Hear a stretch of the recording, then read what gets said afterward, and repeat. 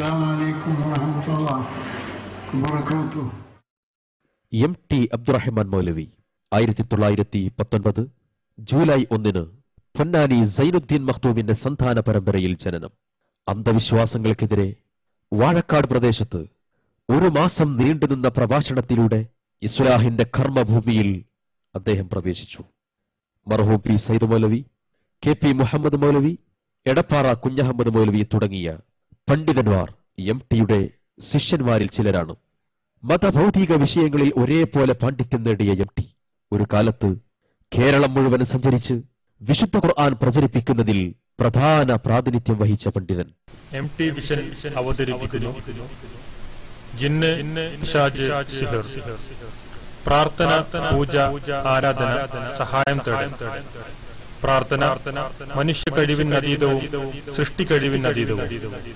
വാനലോകത്ത് പിശാചിന്റെ കട്ടുകേൾവി പ്രവാചകത്വത്തിന്റെ മുമ്പും പിമ്പും. മറഞ്ഞ വഴി വൈബാകുന്നതും അല്ലാത്തതും. വിശുദ്ധ ഖുർആൻ, ഹദീസ്, ദുർവ്യാഖ്യാന നിഷേധവും തുടങ്ങി വളരെ കാലിക പ്രസക്തമായ വിഷയങ്ങളിൽ ഇടക്കാലത്ത് പാമര ജനങ്ങൾക്കിടയിൽ ആശയക്കുഴപ്പം സൃഷ്ടിക്കാൻ ശ്രമിച്ച മടവൂർ വിഭാഗം നേതാക്കൾക്കിടയിൽ തന്നെ നിറഞ്ഞു നിൽക്കുന്ന അഭിപ്രായ വൈരുദ്ധ്യങ്ങളും അബദ്ധങ്ങളും അവരുടെ തന്നെ പ്രഭാഷണങ്ങളും പ്രസിദ്ധീകരണങ്ങളും മാത്രം അവലംബമാക്കി അനാവരണം ചെയ്ത് നിങ്ങൾക്ക് വേണ്ടി തയ്യാറാക്കിയിട്ടുള്ളത് വാഴക്കാട്ടെ പ്രമുഖ മുജാഹിദ് പണ്ഡിതൻ മർഹൂം MT അബ്ദുറഹ്മാൻ മൗലവിയുടെ മകനും വാഴക്കാട്ടെ മടവൂർ വിഭാഗത്തോടൊപ്പം ഒരു പതിറ്റാണ്ടോളം സഹകരിച്ച് പ്രവർത്തിച്ച MT അബ്ദുറൌഫ് ഇനായത്തുള്ളയും അദ്ദേഹത്തിന്റെ മകൻ MT ആരിഫ് റിയാദുമാണ്. ഈ ഡോക്യുമെന്ററി വിശിഷ്യ മടവൂർ വിഭാഗം നേതാക്കളുടെയും പൊതുജനങ്ങളുടെയും അറിവിനും പഠനത്തിനും വിശ്വാസ വിചിന്തനത്തിനും വേണ്ടി നിങ്ങൾക്ക് മുമ്പിൽ സമർപ്പിക്കുകയാണ്. നിങ്ങളുടെ വിലപ്പെട്ട അഭിപ്രായങ്ങളും നിർദ്ദേശങ്ങളും ഞങ്ങളെ അറിയിക്കുക. Email mt.vision@yahoo.com. يا أيها الناس كلوا مما في الأرض حلالا طيبا ولا تتبعوا خطوات الشيطان إنه لكم عدو مبين. മനുഷ്യരെ, ഭൂമിയിലുള്ളതിൽ നിന്ന് അനുവദനീയവും വിശിഷ്ടവുമായത് നിങ്ങൾ ഭക്ഷിച്ചുകൊള്ളുക. പിശാചിന്റെ കാലടികളെ നിങ്ങൾ പിന്തുടരാതിരിക്കുകയും ചെയ്യുക. അവൻ നിങ്ങളുടെ പ്രത്യക്ഷ ശത്രു തന്നെയാകുന്നു. إن الشيطان لكم عدو فاتخذوه عدوا إنما يدعو حزبه ليكونوا من أصحاب السعير. തീർച്ചയായും പിശാച് നിങ്ങളുടെ ശത്രുവാകുന്നു. അതിനാൽ അവനെ നിങ്ങൾ ശത്രുവായി തന്നെ ഗണിക്കുക. അവൻ തന്റെ പക്ഷക്കാരെ ക്ഷണിക്കുന്നത് അവർ നരകാവകാശികളുടെ കൂട്ടത്തിലായിരിക്കുവാൻ വേണ്ടി മാത്രമാണ്. ഇടക്കാലത്ത് ഏറെ ചർച്ച ചെയ്യപ്പെട്ടതും മടവൂർ വിഭാഗം ശക്തമായി വിമർശിച്ചതുമായ പല വിഷയങ്ങളിലും സംഭവിച്ച ആദർശ വൈകല്യങ്ങൾ തുറന്നു കാട്ടുകയാണിവിടെ. സത്യവിശ്വാസികളുടെ മേൽ പിശാചിന് യാതൊരു സ്വാധീനവുമില്ലെന്നും മനുഷ്യ മനസ്സിൽ വസ്വാസുണ്ടാക്കുക അഥവാ ദുർബോധനം നടത്തുകയല്ലാതെ ഭൗതികമായ യാതൊന്നും പിശാചിന് ചെയ്യാൻ കഴിയില്ലെന്നും അള്ളാഹു എന്ന ചിന്ത ഉണ്ടെങ്കിൽ പിശാചിന്റെ വസ്വാസും അഥവാ ദുർബോധനവും മനുഷ്യരെ ബാധിക്കില്ലെന്ന് വാദിക്കുന്ന സലാം സുല്ലമി അടക്കമുള്ള വിഭാഗത്തോട് പിശാച് മനുഷ്യരിൽ വസ്വാസുണ്ടാക്കുന്നത് ഭൗതികമായിട്ടാണോ അതോ അഭൗതികമായിട്ടാണോ എന്ന് ചോദ്യം ചെയ്തപ്പോൾ സലാം സുല്ലമി പറയുന്നത് അത് കേവലം ആത്മീയം മാത്രമാണെന്നാണ്. എന്നാൽ ആത്മാവും ശരീരവും മനസ്സും പരസ്പരം ബന്ധപ്പെട്ടതാണെന്ന്. ആത്മാവിന്റെ പ്രശ്നം മനസ്സിനെയും മനസ്സിന്റെ പ്രശ്നം ശരീരത്തെയും ബാധിക്കുമെന്ന് മനുഷ്യരുടെ വിശ്വാസത്തിലും അനുഷ്ഠാന കർമ്മങ്ങളിലും അത് പ്രകടമാവുമെന്ന് ചെറിയ മുണ്ടം വാദിക്കുന്നു. എന്ന് മാത്രമല്ല, മനുഷ്യ മനസ്സിൽ ദുർബോധനം നടത്തുകയല്ലാതെ ഭൗതികമായ കാര്യങ്ങളിലൊന്നും പിശാചിന് ഇടപെടാൻ കഴിയുകയില്ല എന്നതാണ് യാതൊരു അടിസ്ഥാനവുമില്ലെന്നും ബഹുമാന്യ പണ്ഡിതൻ ചെറിയമുണ്ടം അബ്ദുൽ ഹമീദ് മദനി ശബാബിൽ വ്യക്തമാക്കുന്നു. അതുപോലെ പിശാച് മനുഷ്യനെ ആദ്യമായി തെറ്റിക്കുന്നത് അവന്റെ വിശ്വാസത്തിലാണ്. 100% തൗഹീദുള്ള വിശ്വാസിയെയാണ് പിശാച് അവന്റെ ശർറിന് ഏറ്റവും കൂടുതൽ വിധേയരാക്കുക, സ്വാധീനിക്കാൻ ശ്രമിക്കുക എന്ന് മനുഷ്യനെ വശീകരിക്കുവാൻ പിശാച് അവന് സാധ്യമാകുന്ന മുഴുവൻ മാർഗങ്ങളും സ്വീകരിക്കുമെന്നും മനുഷ്യരുടെ മുന്നിലൂടെയും പിന്നിലൂടെയും വലത് ഇടത് ഭാഗങ്ങളിലൂടെ അഥവാ ഒരു മനുഷ്യന്റെ എല്ലാ ഭാഗത്തിലൂടെയും അവനിൽ പ്രവേശിക്കാമെന്നും അവന്റെ കർമ്മത്തിൽ, അവന്റെ വിശ്വാസത്തിൽ, അവന്റെ നോട്ടത്തിൽ, അവന്റെ ചിന്തയിൽ, അവന്റെ മറ്റു ചില പെരുമാറ്റങ്ങളിൽ, എല്ലാ രംഗങ്ങളിലും അഷ്ടദിക്കിലൂടെ മനുഷ്യനിൽ ചെന്നെത്തുവാൻ ഇബ്ലീസിന് കഴിയുമെന്നും മടവൂർ വിഭാഗത്തിലെ തന്നെ മറ്റു പ്രഗത്ഭരായ പലരും വാദിക്കുന്ന സ്ഥിതിക്ക് പിന്നെ എന്തിനായിരുന്നു ഈ വിഷയത്തിലെ വിവാദങ്ങൾ? അതിനുവേണ്ടി ചിലവിട്ട സമയവും സമ്പത്തും അധ്വാനവും എന്തിനു വേണ്ടിയായിരുന്നു? ഉന്നയിക്കപ്പെട്ട ആരോപണങ്ങൾ അധികവും മടവൂർ വിഭാഗത്തിലെ നേതാക്കൾ അംഗീകരിക്കുകയും പ്രസംഗിക്കുകയും പ്രസിദ്ധീകരിക്കുകയും ചെയ്ത സ്ഥിതിക്ക് ഈ വിഷയത്തിലെ വിവാദങ്ങൾ ആവശ്യമോ അനാവശ്യമോ?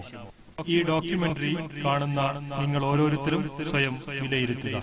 തുടർന്ന് സിഹറുമായി ബന്ധപ്പെട്ടും മറ്റും മടവൂർ വിഭാഗത്തിലെ ഒരു ന്യൂനാപക്ഷം പ്രമാണങ്ങളെ വളച്ചൊടിച്ചും ദുർവ്യാഖ്യാനം നടത്തിയും കേരളക്കരയിൽ ഉണ്ടാക്കിയിട്ടുള്ള അങ്കലാപ്പുകൾ മുന്നിൽ വെച്ചുകൊണ്ട് സത്യം പോലെ ഗ്രഹിക്കണമെന്ന സൽബുദ്ധിയോടെ ഇനി കാണാൻ പോകുന്ന ഭാഗം സശ്രദ്ധം ശ്രവിക്കണമെന്ന് അപേക്ഷിക്കുകയാണ്. പ്രത്യേകം വിശദീകരണങ്ങളൊന്നും കൂടാതെ ഈ CD നിങ്ങളുടെ പഠനത്തിനായി ഇതാ നിങ്ങളുടെ കൈകളിലേക്ക്. സമൂഹത്തിൽ എക്കാലത്തും വസ്വാസുണ്ടാക്കുന്ന ഈ സംഗതികൾ യഥാവിധി മനസ്സിലാക്കി നിർമ്മല മനസ്സോടെ ജീവിതം നയിക്കാൻ അള്ളാഹു നമുക്ക് തൗഫീഖ് നൽകട്ടെ. ബിസ്മില്ലാഹിർ റഹ്മാനിർ റഹീം. ഫഅഖിം വജ്ഹക ലിദ്ദീൻ ഹനീഫ ഫിത്രത്തല്ലാഹി അല്ലതി ഫതറന്നാസ അലൈഹാ لا تبديل لخلق الله ذلك الدين القيم ولكن أكثر الناس لا يعلمون. പിശാച് മനുഷ്യനെ ആദ്യമായി തെറ്റിക്കുന്നത് അവന്റെ വിശ്വാസത്തിലാണ്, ഈമാനിലാണ്. ഈമാൻ തെറ്റിയാലേ മനുഷ്യൻ ശാശ്വതമായി നരകത്തിൽ കടക്കുക. പിശാച് മനുഷ്യനെ ആദ്യമായി തെറ്റിക്കുന്നത് അവന്റെ വിശ്വാസത്തിലാണ്, ഈമാനിലാണ്. ഈമാൻ തെറ്റിയാലേ മനുഷ്യൻ ശാശ്വതമായി നരകത്തിൽ കടക്കുക. ഈമാനില്ലാത്ത മനുഷ്യനാണ് ശാശ്വതമായി നരകത്തിൽ കിടക്കുക. അപ്പൊ ശൈത്താൻ ആദ്യം പണിയെടുക്കുന്നത് മനുഷ്യന്റെ ഈമാനിൽ കളങ്കമുണ്ടാക്കാൻ. ശൈത്താൻ ചെന്നുകൊണ്ട് നൂഹ് നബി അലൈഹിസ്സലാമിന്റെ ആ സമൂഹത്തിൽ അദ്ദേഹം നിയോഗിക്കപ്പെടുന്നതിന് മുമ്പുണ്ടായിരുന്ന ആ സമൂഹത്തിൽ എന്താണ് വ്യതിയാനം ഉണ്ടാക്കിയതെന്നറിയാം.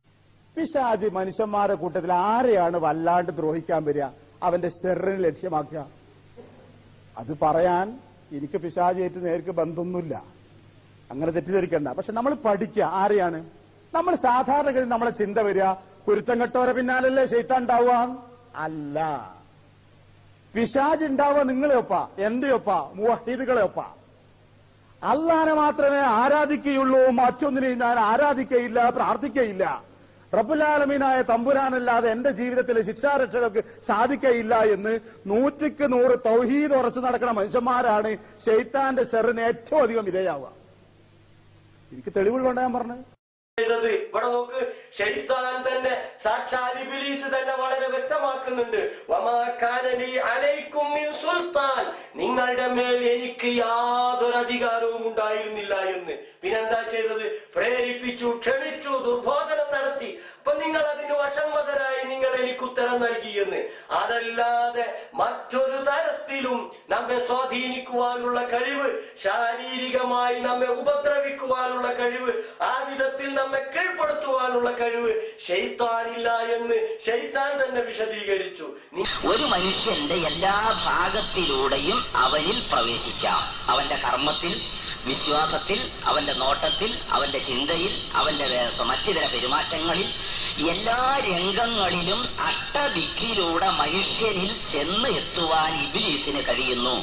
ഒരു മനുഷ്യന്റെ എല്ലാ ഭാഗത്തിലൂടെയും അവനിൽ പ്രവേശിക്കാം. അവന്റെ കർമ്മത്തിൽ, വിശ്വാസത്തിൽ, അവന്റെ നോട്ടത്തിൽ, അവന്റെ ചിന്തയിൽ, അവന്റെ മറ്റു ചില പെരുമാറ്റങ്ങളിൽ, എല്ലാ രംഗങ്ങളിലും അഷ്ടദിക്കിലൂടെ മനുഷ്യനിൽ ചെന്ന് എത്തുവാൻ ഇബ്ലീസിന് കഴിയുന്നു. പിശാച് മനുഷ്യനെ വഴിപിഴപ്പിക്കും എന്നും ഉപദ്രവിക്കുമെന്നും ഖുർആനും ഹദീസും പറയുന്നു. ഭൗതികമായ രീതിയിലാണോ അഭൗതികമായ രീതിയിലാണോ ഉപദ്രവിക്കുക എന്ന് വ്യക്തമാക്കാമോ? അതായത് ഞാൻ പറഞ്ഞ പിശാചിന് ശാരീരിക ഉപദ്രവമൊന്നും ചെയ്യാൻ പറ്റില്ല. ആത്മീയ എന്താണ് തെറ്റ് ചെയ്യാൻ പ്രേരണ ഉണ്ടാക്കുക. പിശാച് മനുഷ്യനെ വഴിപിഴപ്പിക്കും എന്നും ഉപദ്രവിക്കുമെന്നും ഖുർആനും ഹദീസും പറയുന്നു.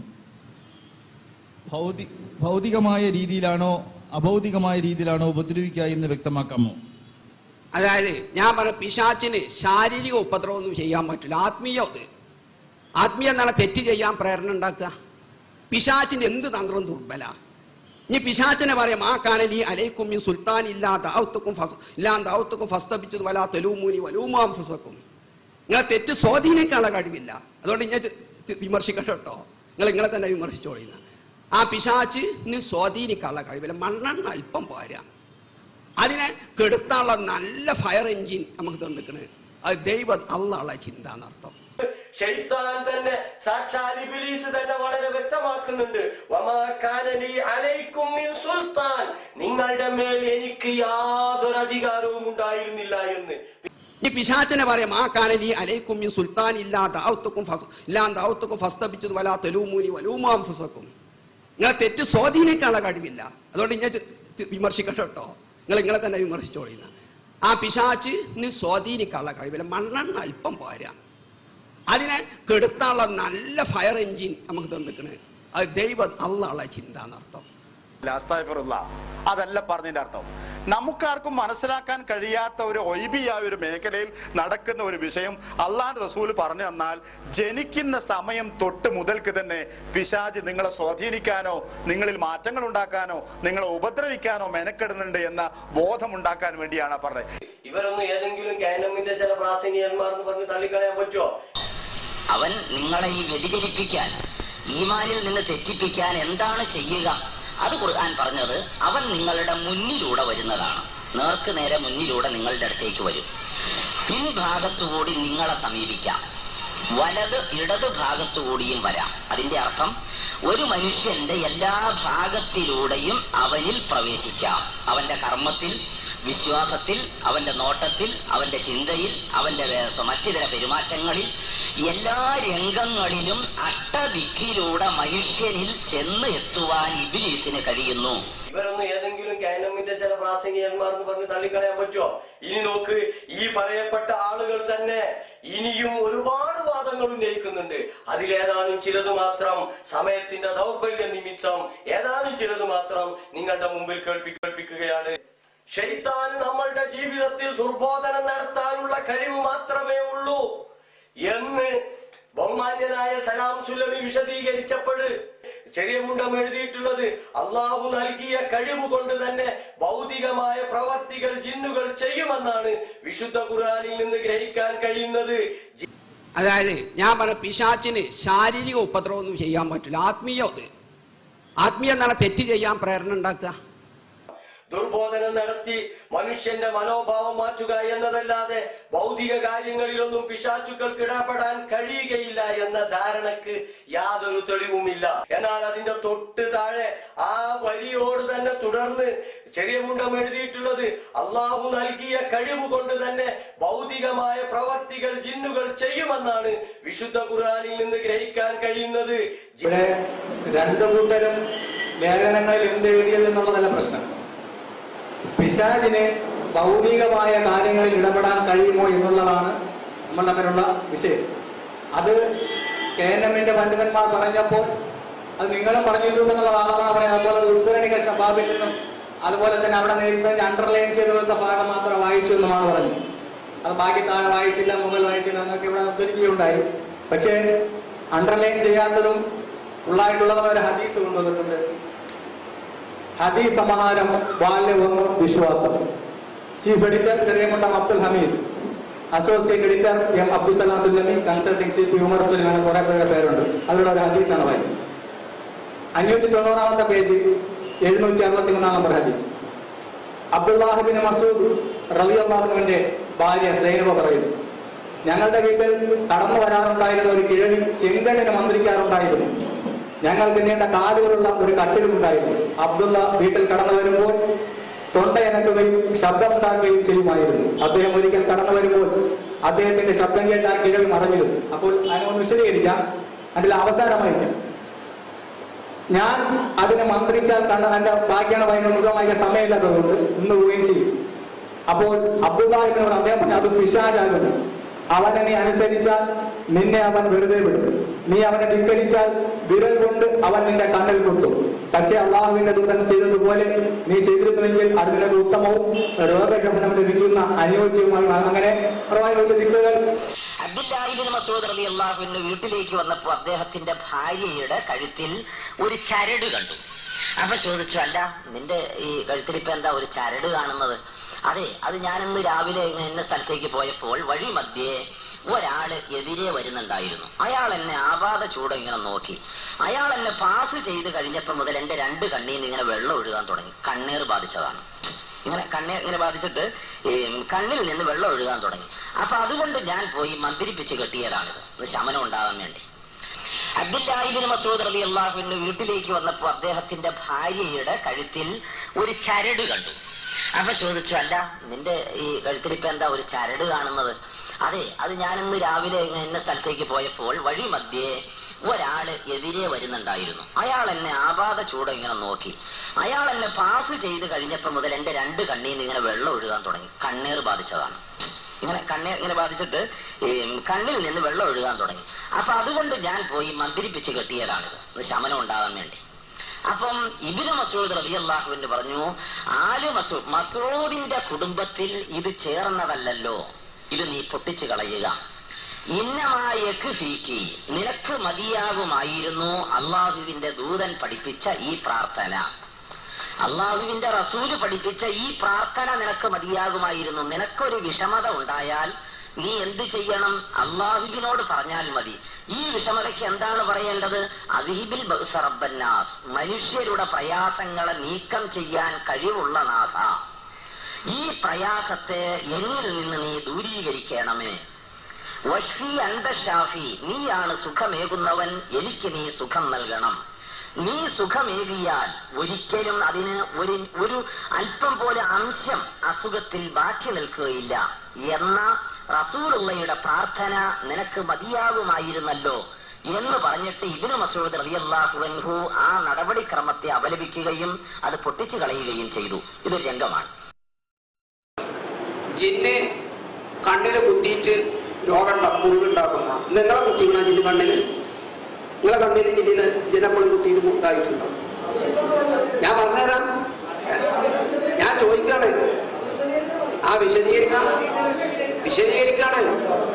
അപ്പൊ ഹദീസ് ഞാൻ ആദ്യം കണ്ണിൽ കുത്തും എന്നുള്ളതല്ല പ്രശ്നം. അത് ഞാൻ പറഞ്ഞിട്ട് ഞാൻ വിശദീകരിക്കാക്കാം. നാളെ നിൽക്കി ഞാൻ പറഞ്ഞ ആദ്യം തന്നെ പറഞ്ഞത്, പിശാച്ചിന്റെ കഴിവ് പിശാച്ച് ഭൂരിപക്ഷത്തിൽ എന്താവും പ്രയോഗിക്കും. അത് ഖുർആനും സുന്നത്തും പിശാച്ചും പറഞ്ഞതാ. ആ പിശാച്ചിന് ഒരുത്തന്റെ കണ്ണിൽ കുത്തി മുറിവേൽപ്പിക്കാൻ പറ്റുമെങ്കിൽ ഈ ഒരു സംഭവം ഹദീസിന് മാത്രമല്ല സംഭവം, ഭൂരിപക്ഷം മുസ്ലിങ്ങളെ ഇതിൽ ഇതാക്കണം. പിന്നെ ഹദീസിന്റെ അവസ്ഥ, ഞാൻ അതിന്റെ അവസ്ഥ എഴുതിയിട്ട് കൊടുത്തിരുന്നു ഹദീസ് പ്രസിദ്ധീകരിക്കുന്ന മുമ്പ്. പക്ഷെ അത് അടിക്കുറിപ്പ് കൊടുക്കൽ വിട്ടതാണ്. കാരണം ആ ഹദീസ് ഉദ്ധരിക്കുന്നത് ഒരു റിപ്പോർട്ടിൽ അബൂദാബിന്റെ ഇബ്നു മാജ ഉദ്ധരിച്ചു. ഒന്ന് ഇബ്നു ഉഖ്തി സൈനബാണ്, സൈനബിന്റെ ഒരു സഹോദരന്റെ മകൻ എന്നാ. അത് ഏതാണെന്ന് അറിയില്ല. മറ്റൊരു റിപ്പോർട്ടിൽ ഇബ്നു അഖിൽ സൈനബാണ്, ഇബ്നു അഖിൽ സൈനബിന്റെ ഒരു സഹോദരന്റെ മകൾ, മറ്റൊരു ഇപ്പോൾ സഹോദരന്റെ മകള്. ഏതായാലും ചങ്ങായി ഏതാണെന്ന് അറിയില്ല. അതുകൊണ്ട് അവനിൽ മഹ്മൂദിൽ വരെ ആ ഷറഇ എന്താണ് ആ ഹദീസ് പോക്കാണ്, ദുർബലാന്ന് എഴുതിയിട്ടുണ്ട്. അപ്പൊ അതൊക്കെ ഞാൻ എഴുതിയിട്ട് എന്താണ് കുറിപ്പ് കൊടുത്തി. അതുകൊണ്ട് ഹദീസ് ഒഴിവാക്കണം എന്ന് പറഞ്ഞിട്ട്, പക്ഷെ അത് ഒഴിവാക്കാൻ പ്രസിദ്ധീകരിച്ചതാണ്. അടുത്ത എഡിഷൻ വരുമ്പോൾ അത് ആ കുറിപ്പ് ഞാൻ എഴുതി കൊടുക്കാതെ പറഞ്ഞിട്ടുണ്ട്. അത് നിങ്ങൾക്ക് സംശയം എന്തെങ്കിലും ഉണ്ടെങ്കിൽ നേരിട്ട് KP സെക്രട്ടറിക്ക് വിളിച്ചാൽ മതി. ഞാൻ അങ്ങനെ കുറിപ്പ് കൊടുത്തിട്ട് അത് പ്രസിദ്ധീകരിക്കാൻ ഹദീസ് മാറ്റണം എന്ന് പറഞ്ഞിരുന്നോ. പോക്കാണ് മാർവളിയായ ഹദീസാണ് അത് എന്നർത്ഥം. അത് വൈരുദ്ധ്യമുണ്ട്, ദുർബലതയുണ്ട്. ഒന്ന് ഇബ്നു ഉഖ്തി സൈനബ റിപ്പോർട്ടിൽ, ഒന്ന് ഇബ്നു അഖിൽ സൈനബ, ഏതാണെന്ന് അറിയില്ല. അതുകൊണ്ട് അബൂദാബിന്റെ പ്രധാന ഗ്രന്ഥം അബ്ദുൽ മഹ്മൂദിൽ തന്നെ അത് ദുർബലാന്ന് പറഞ്ഞിട്ടുണ്ട്.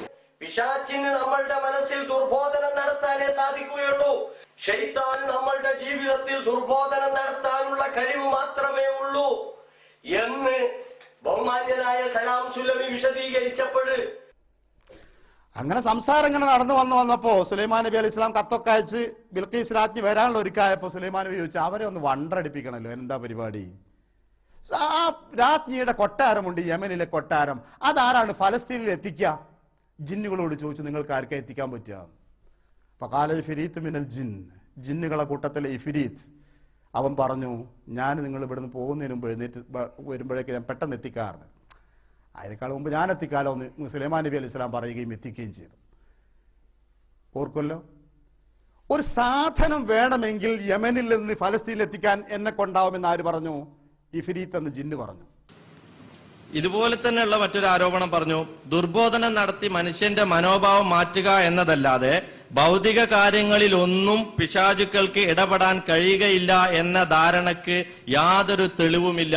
അള്ളാഹു നൽകിയ കഴിവ് കൊണ്ട് തന്നെ ഭൗതികമായ പ്രവൃത്തികൾ ജിന്നുകൾ ചെയ്യുമെന്നാണ് വിശുദ്ധ ഖുർആനിൽ നിന്ന് ഗ്രഹിക്കാൻ കഴിയുന്നത്.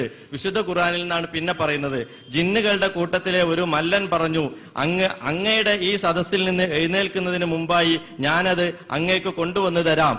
സുലൈമാൻ നബിയുടെ സംഭവം വിശദീകരിക്കുകയാണ്. ദുർബോധനം നടത്തുകയല്ലാതെ ഈ ലോകത്ത് ജിന്നുകൾ മനുഷ്യരുമായി യാതൊരു ബന്ധവും പുലർത്തിയിട്ടില്ല എന്നൊരു പ്രസ്താവന ഇറക്കിയാൽ ഈ ചോദ്യം സ്വാഭാവികമായും വരും, സുലൈമാൻ നബിയുടെ സംഭവത്തിൽ ഇല്ലേ എന്ന്. ഒരു സാധനം വേണമെങ്കിൽ യമനിൽ നിന്ന് ഫലസ്തീനിൽ എത്തിക്കാൻ എന്നെ കൊണ്ടാവുമെന്ന് ആര് പറഞ്ഞു? ഇഫ്രീത്ത് എന്ന് ജിന്ന് പറഞ്ഞു. ശൈത്താൻ നമ്മളുടെ ജീവിതത്തിൽ ദുർബോധനം നടത്താനുള്ള കഴിവ് മാത്രമേ ഉള്ളൂ എന്ന് ബഹുമാന്യനായ സലാം സുലമി വിശദീകരിച്ചപ്പോൾ ചെറിയ മുണ്ടം എഴുതിയിട്ടുള്ളത്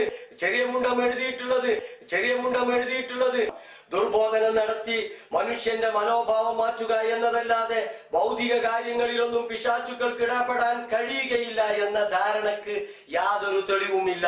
എന്നാൽ അതിന്റെ തൊട്ട് താഴെ ആ വരിയോട് തന്നെ തുടർന്ന് ചെറിയ മുണ്ടം എഴുതിയിട്ടുള്ളത്, അള്ളാഹു നൽകിയ കഴിവ് കൊണ്ട് തന്നെ ഭൗതികമായ പ്രവർത്തികൾ ജിന്നുകൾ ചെയ്യുമെന്നാണ് വിശുദ്ധ ഖുർആനിൽ നിന്ന് ഗ്രഹിക്കാൻ കഴിയുന്നത്. ജിന്നുകളുടെ കൂട്ടത്തിലെ ഒരു മല്ലൻ പറഞ്ഞു, അങ്ങയുടെ ഈ സദസ്സിൽ നിന്ന് എഴുന്നേൽക്കുന്നതിന്റെ മുമ്പായി ഞാനത് അങ്ങേക്ക് കൊണ്ടുവന്നു തരാം. തീർച്ചയായും ഞാൻ അതിന് കഴിവുള്ളവനും വിശ്വസ്തനുമാകുന്നു. ഇനി നോക്ക്, ഈ പറയപ്പെട്ട ആളുകൾ തന്നെ ഇനിയും ഒരുപാട് വാദങ്ങൾ ഉന്നയിക്കുന്നുണ്ട്. അതിലേതാനും ചിലത് മാത്രം സമയത്തിന്റെ ദൗർബല്യ നിമിത്തം ഏതാനും ചിലത് മാത്രം നിങ്ങളുടെ മുമ്പിൽ കേൾപ്പിക്കുകയാണ്. അതിലൊന്ന്, വാതിലടച്ചാൽ ശൈത്താൻ കാര്യമില്ല. പറഞ്ഞു ബിസ്മില്ലാഹിർ റഹ്മാനിർ റഹീം എന്ന് പറഞ്ഞുകൊണ്ട് വാവിന് സംഖ്യ പറഞ്ഞു വിട്ടാൽ പിന്നെ ശൈത്താനാണ് കയറുണ്ടായി. പറഞ്ഞു ബിസ്മില്ലാഹിർ റഹ്മാനിർ റഹീം എന്ന് പറഞ്ഞുകൊണ്ട് വാവിന് സംഖ്യ പറഞ്ഞു വിട്ടാൽ പിന്നെ ശൈത്താനാണ് കയറുണ്ടായി. ഇവരൊന്നും ഏതെങ്കിലും കാനമിന്റെ ചില പ്രാസംഗികന്മാർക്ക് പറഞ്ഞ് തള്ളിക്കളയാൻ പറ്റുമോ? ആദ്യം പറഞ്ഞാൽ അത് നിങ്ങൾക്ക് തന്നെ മനസ്സിലായി. വാതിലടച്ചാൽ വരാത്ത പിശാച് ഏതാ? അതിനാ ഞാൻ ആദ്യം നബിന്റെ സാധ്യത പ്രയോഗിച്ചത്, പൈസാന് വല്ല ഉപയോഗിച്ചത്. വാതിലടച്ചാലും കൂട്ടരെ മറ്റേ പിശാച് വരൂലേ? എന്താ ഈ വേശ്യാലത്തിലൊക്കെ എന്താ പഞ്ചനക്ഷത്രത്തിൽ എത്ര ഭദ്രമായിട്ട് വിചരിക്കണത്? അവിടെ പിശാച് വരുന്നില്ലേ? ആ വാതിലടച്ചാൽ വരാത്ത പിശാച് ഏതാ? ആ പിശാച്ച ഉദ്ദേശിക്കണത്. അത് ഉപദ്രവകാരികളെ കൊതുക്കും ജീവികൾക്കൊക്കെ പ്രയോഗിക്കും. പറഞ്ഞു ബിസ്മില്ലാഹിർ റഹ്മാനിർ റഹീം എന്ന് പറഞ്ഞുകൊണ്ട് വാവിന് സംഖ്യ പറഞ്ഞു വിട്ടാൽ പിന്നെ ശൈത്താനാണ് കയറുണ്ടായി. ആ ശൈത്താനിനെ സംബന്ധിച്ച് അല്ലാഹു പറഞ്ഞത്, സുഹൃത്തുക്കളെ, വാതിലുകൾ ബന്ധിപ്പിച്ചാൽ പിശാച് കടക്കുകയില്ല എന്ന് പ്രവാചകൻ ശേഷം ഉണർത്തുകയാണ്. വാതിൽ ബന്ധിപ്പിച്ചാൽ പ്രവേശിക്കാത്ത പിശാച് ഏതാണ്? ശകുത്താൻ ഏതാണ്? ജിന്നവർഗത്തിൽപ്പെട്ട അദൃശ്യ ശക്തിയാണോ? ഒരിക്കലുമല്ല. കാരണം ആ പിശാചിന് വായു പ്രവേശിക്കാൻ ഇടമുണ്ടെങ്കിൽ അതിലൂടെയും പ്രവേശിക്കാൻ സാധിക്കുന്നതാണ്. വാതിലടച്ചാലും എത്രയോ ദൂരങ്ങൾ വീട്ടിലും ഉണ്ടാവുമെന്നത് എല്ലാവർക്കും അറിയുന്ന യാഥാർത്ഥ്യമാണ്. വായു പ്രവേശിക്കാൻ പഴുതില്ലെങ്കിൽ ആ വീട്ടിലെ ആളുകൾ മരണപ്പെടുമെന്നതും ഉറപ്പാണ്. അപ്പോൾ ഇവിടെ പ്രവാചകൻ ഉദ്ദേശിച്ചത് ഈ ഉപദ്രവകാരികളായ ജീവികൾ, സർപ്പങ്ങൾ, അതുപോലെ തന്നെ കൊതുക് പോലെയുള്ള വർഗമാണ് ഇവിടെ പ്രവാചകൻ ഉദ്ദേശിച്ചത്. അങ്ങനെയുള്ള ഒന്നും സ്ത്രീകൾക്ക് ആപത്ത് കൊടുക്കാനില്ല.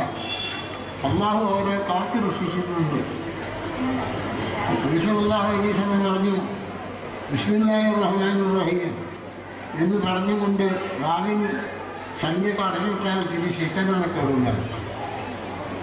ആ ശൈത്താനിനെ സംബന്ധിച്ച് അല്ലാഹു പറഞ്ഞത്, ഇന്നവും സുൽത്താൻ അരണ്ടേനാമനും ഇവരൊന്നും ഏതെങ്കിലും കാനമിന്റെ ചില പ്രാസംഗികന്മാർക്ക് പറഞ്ഞ് തള്ളിക്കളയാൻ പറ്റുമോ? MT അബ്ദുറഹ്മാൻ മൗലവി മുജാഹിദ് പ്രസ്ഥാനത്തിന്റെ ഉത്തരവാദപ്പെട്ട നേതാവല്ലെങ്കിൽ പിന്നെ ഇവരാണോ മുജാഹിദ് പ്രസ്ഥാനത്തിന്റെ നേതാക്കന്മാർ? ഇനി നോക്ക്, ഈ പറയപ്പെട്ട ആളുകൾ തന്നെ ഇനിയും ഒരുപാട് വാദങ്ങൾ ഉന്നയിക്കുന്നുണ്ട്. അതിലേതാനും ചിലത് മാത്രം സമയത്തിന്റെ ദൗർബല്യ നിമിത്തം ഏതാനും ചിലത് മാത്രം നിങ്ങളുടെ മുമ്പിൽ കേൾപ്പിക്കുകയാണ്. ശൈത്താനെ സംബന്ധിച്ചിടത്തോളം എപ്പോഴും മനുഷ്യനോടൊപ്പം നിൽക്കുന്നതാണ് ശൈത്താൻ എന്നാണ് ഖുർആൻ പറയുന്നത്. ശൈത്താനെ സംബന്ധിച്ചിടത്തോളം എപ്പോഴും മനുഷ്യനോടൊപ്പം നിൽക്കുന്നതാണ് ശൈത്താൻ എന്നാണ് ഖുർആൻ പറയുന്നത്. ഏതെങ്കിലും കാനമിന്റെ ചില പ്രാസംഗികന്മാർക്ക് പറഞ്ഞ് തള്ളിക്കളയാൻ പറ്റുമോ? ഇനി നോക്ക്, ഈ പറയപ്പെട്ട ആളുകൾ തന്നെ ഇനിയും ഒരുപാട് വാദങ്ങൾ ഉന്നയിക്കുന്നുണ്ട്. അതിലേതാനും ചിലത് മാത്രം സമയത്തിന്റെ ദൗർബല്യ നിമിത്തം ഏതാനും ചിലത് മാത്രം നിങ്ങളുടെ മുമ്പിൽ കേൾപ്പിക്കുകയാണ്. വലിയപ്പയുടെ രൂപത്തിൽ വലിയപ്പയുടെ ജിന്ന് പേരക്കുട്ടിയിൽ വരികയും ഹാജരാവുകയും വലിയപ്പയുടെ കാര്യങ്ങളൊക്കെ പേരക്കുട്ടി പറയും. അതേ രീതിയിൽ പരിചയമുള്ള വ്യക്തി, പരിചയമില്ലാത്ത വ്യക്തികൾ, വിദേശത്തുള്ള വ്യക്തി, മരണപ്പെട്ടു പോയ വ്യക്തി, ഇവരുടെ രൂപത്തിലൊക്കെ ശൈത്താൻ ഹാജരാവുമെന്ന സംശുദ്ധിന്റെ വാദം. മദനിയല്ലേ നിങ്ങൾക്ക്? നിങ്ങളുടെ കൂടെയാണ് റൌഫ് മദനി, ഞങ്ങളുമായി തല്ലിലാണ് എന്നല്ലേ നിങ്ങൾ പറയുന്നത്? എന്നാൽ കേട്ടോ, റൌഫ് മദനിക്ക് ഈ വിഷയത്തിലുള്ള കാഴ്ചപ്പാട്. എന്നാലും അങ്ങനെ പണ്ട് മരിച്ചുപോയ ഒരാളെ വർത്താനം ഇപ്പോഴത്തെ ഒരു കുട്ടി പറയാ. ദോഹയിൽ ഇപ്പൊ ഏതോ ഒരു റൂമിൽ താമസിക്കുന്ന ഒരുത്താൻ പണ്ടത്തെ ഷെയ്ഖിന്റെ വർത്താനം പറയാ. താൽഹിനാന്നെല്ലാം കൂടി പറഞ്ഞിട്ട് മൂപ്പരിങ്ങനെ കൽപ്പിക്കാന്നെല്ലാം കൂടി പറയാ.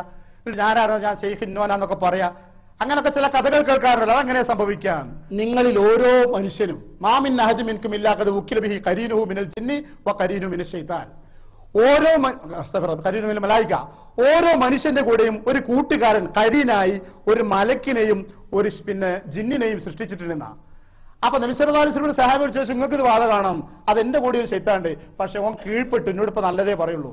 മനസ്സിലായില്ല? ഓരോ മനുഷ്യന്റെയും കൂടെ നന്മക്ക് പ്രേരിപ്പിക്കുന്ന ഒരു മലക്കും സഹചാരിയായിട്ടുണ്ട്, തിന്മക്ക് പ്രേരിപ്പിക്കുന്ന ഒരു ശൈത്താനും നമ്മളെ കൂടെ ഉണ്ട്. ഇവനെ കരീൻ എന്നാണ് പറയാറ്. ഞാൻ മരിക്കും, എന്റെ കരീൻ മരിക്കണം എന്നൊന്നുമില്ല. ആ കരീനിന്റെ സ്വഭാവം അറിയാം, രൂപം അറിയാം, വേഷം അറിയാം, നടത്തറിയാം, എല്ലാം അറിയാം. കാരണം അവന്റെ കൂടെ ജനിപ്പത്തിലുള്ളതാ. ഒരു പക്ഷേ ഈ കരീൻ എന്ന് പറയുന്ന ശൈത്താൻ മറ്റൊരാളിൽ അമിതമായി സ്വാധീനിച്ചിട്ട് അവനെ കൊണ്ട് പറയിപ്പിക്കുന്നതായിരിക്കാം. ഇവരൊക്കെ വളരെ ആസൂത്രിതമായി ഈ വാദങ്ങളെ ന്യായീകരിക്കുകയും പിന്താങ്ങുകയുമാണ് ചെയ്യുന്നത്. ഇവരൊന്നും ഏതെങ്കിലും കാനമിന്റെ ചില പ്രാസംഗികന്മാർക്ക് പറഞ്ഞ് തള്ളിക്കളയാൻ പറ്റുമോ? ഇനി നോക്ക്, ഈ പറയപ്പെട്ട ആളുകൾ തന്നെ ഇനിയും ഒരുപാട് വാദങ്ങൾ ഉന്നയിക്കുന്നുണ്ട്. അതിലേതാനും ചിലത് മാത്രം സമയത്തിന്റെ ദൗർബല്യ നിമിത്തം ഏതാനും ചിലത് മാത്രം നിങ്ങളുടെ മുമ്പിൽ കേൾപ്പിക്കുകയാണ്. കാര്യങ്ങളെല്ലാം രാവിലെ മുതൽ പറഞ്ഞതാണ്. ഇതിന്റെ ഏറ്റവും അവസാന ഭാഗം, ഈ ഒരു ഭാഗത്തിന്റെ അള്ളാഹു പറഞ്ഞു, നിങ്ങളെ എപ്പോഴും എന്റെ തൃപ്തിയിൽ നിന്ന് വ്യതിചലിപ്പിക്കുവാൻ പ്രതിജ്ഞയെടുത്ത ഒരു ശക്തി സമൂഹമാണ് ഇബ്ലീസ്. ഒരു ശക്തി സമൂഹമാണ്. അത് ഖുർആനിൽ പറഞ്ഞത് ഏകവചനത്തിലല്ല, അവനും അവന്റെ സംഘവും നിങ്ങളെ കണ്ടുകൊണ്ടിരിക്കുന്നു. ഇതാണ് ഖുർആനിൽ വന്ന വാചകം. നിങ്ങളെ ഇബ്ലീസ് കാണുന്നു, അവന്റെ സംഘവും കാണുന്നു എന്നാണ്. ജുനൂദുഹു എന്നാണ് ഖുർആൻ ഉപയോഗിച്ചത്. അവന്റെ സൈന്യ വ്യൂഹവും കണ്ടുകൊണ്ടിരിക്കുകയാണ്. അപ്പൊ ഒരു മനുഷ്യനെ വിശ്വാസത്തിൽ നിന്ന്, അവന്റെ മനസ്സ് സ്വീകരിച്ച യഥാർത്ഥ തൗഹീദിൽ നിന്ന്, അവൻ തേടിക്കൊണ്ടിരിക്കുന്ന അള്ളാഹുവിന്റെ തൃപ്തിയിൽ നിന്ന് എങ്ങനെയൊക്കെ അവനെ വ്യതിചലിപ്പിക്കാം, ആ സാധ്യമായ മുഴുവൻ പഴുതുകളും ഉപയോഗിച്ച് ഞാൻ അവരെ തടയുന്നതാണെന്ന് റബ്ബിന്റെ മുൻപിൽ ഇബ്ലീസ് ശപഥം ചെയ്തത് പരിശുദ്ധ ഖുർആനിൽ നമ്മൾ ഓതുന്നു. ഞാൻ അവരെല്ലാം വഴിപഴപ്പിക്കുന്നതാണ്, മുഴുവൻ പേരെയും എന്ന് പറയുന്നത് നമുക്കറിയാം. ഇങ്ങനെ ഇബ്ലീസിനെ പരിശുദ്ധ ഖുർആൻ നമുക്ക് പഠിപ്പിക്കുകയാണ്. എന്നിട്ട് അള്ളാഹു പറഞ്ഞു, അവനും അവന്റെ സംഘവും നിങ്ങളെ കാണുകയാണ്, നിങ്ങൾ അവനെ കാണുന്നില്ല. ഇതൊരു യാഥാർത്ഥ്യമാണല്ലോ. എന്നിട്ട് വീണ്ടും അള്ളാഹു പറഞ്ഞു, എന്താണ് നിങ്ങളിൽ അവൻ ചെയ്യുന്ന രൂപം?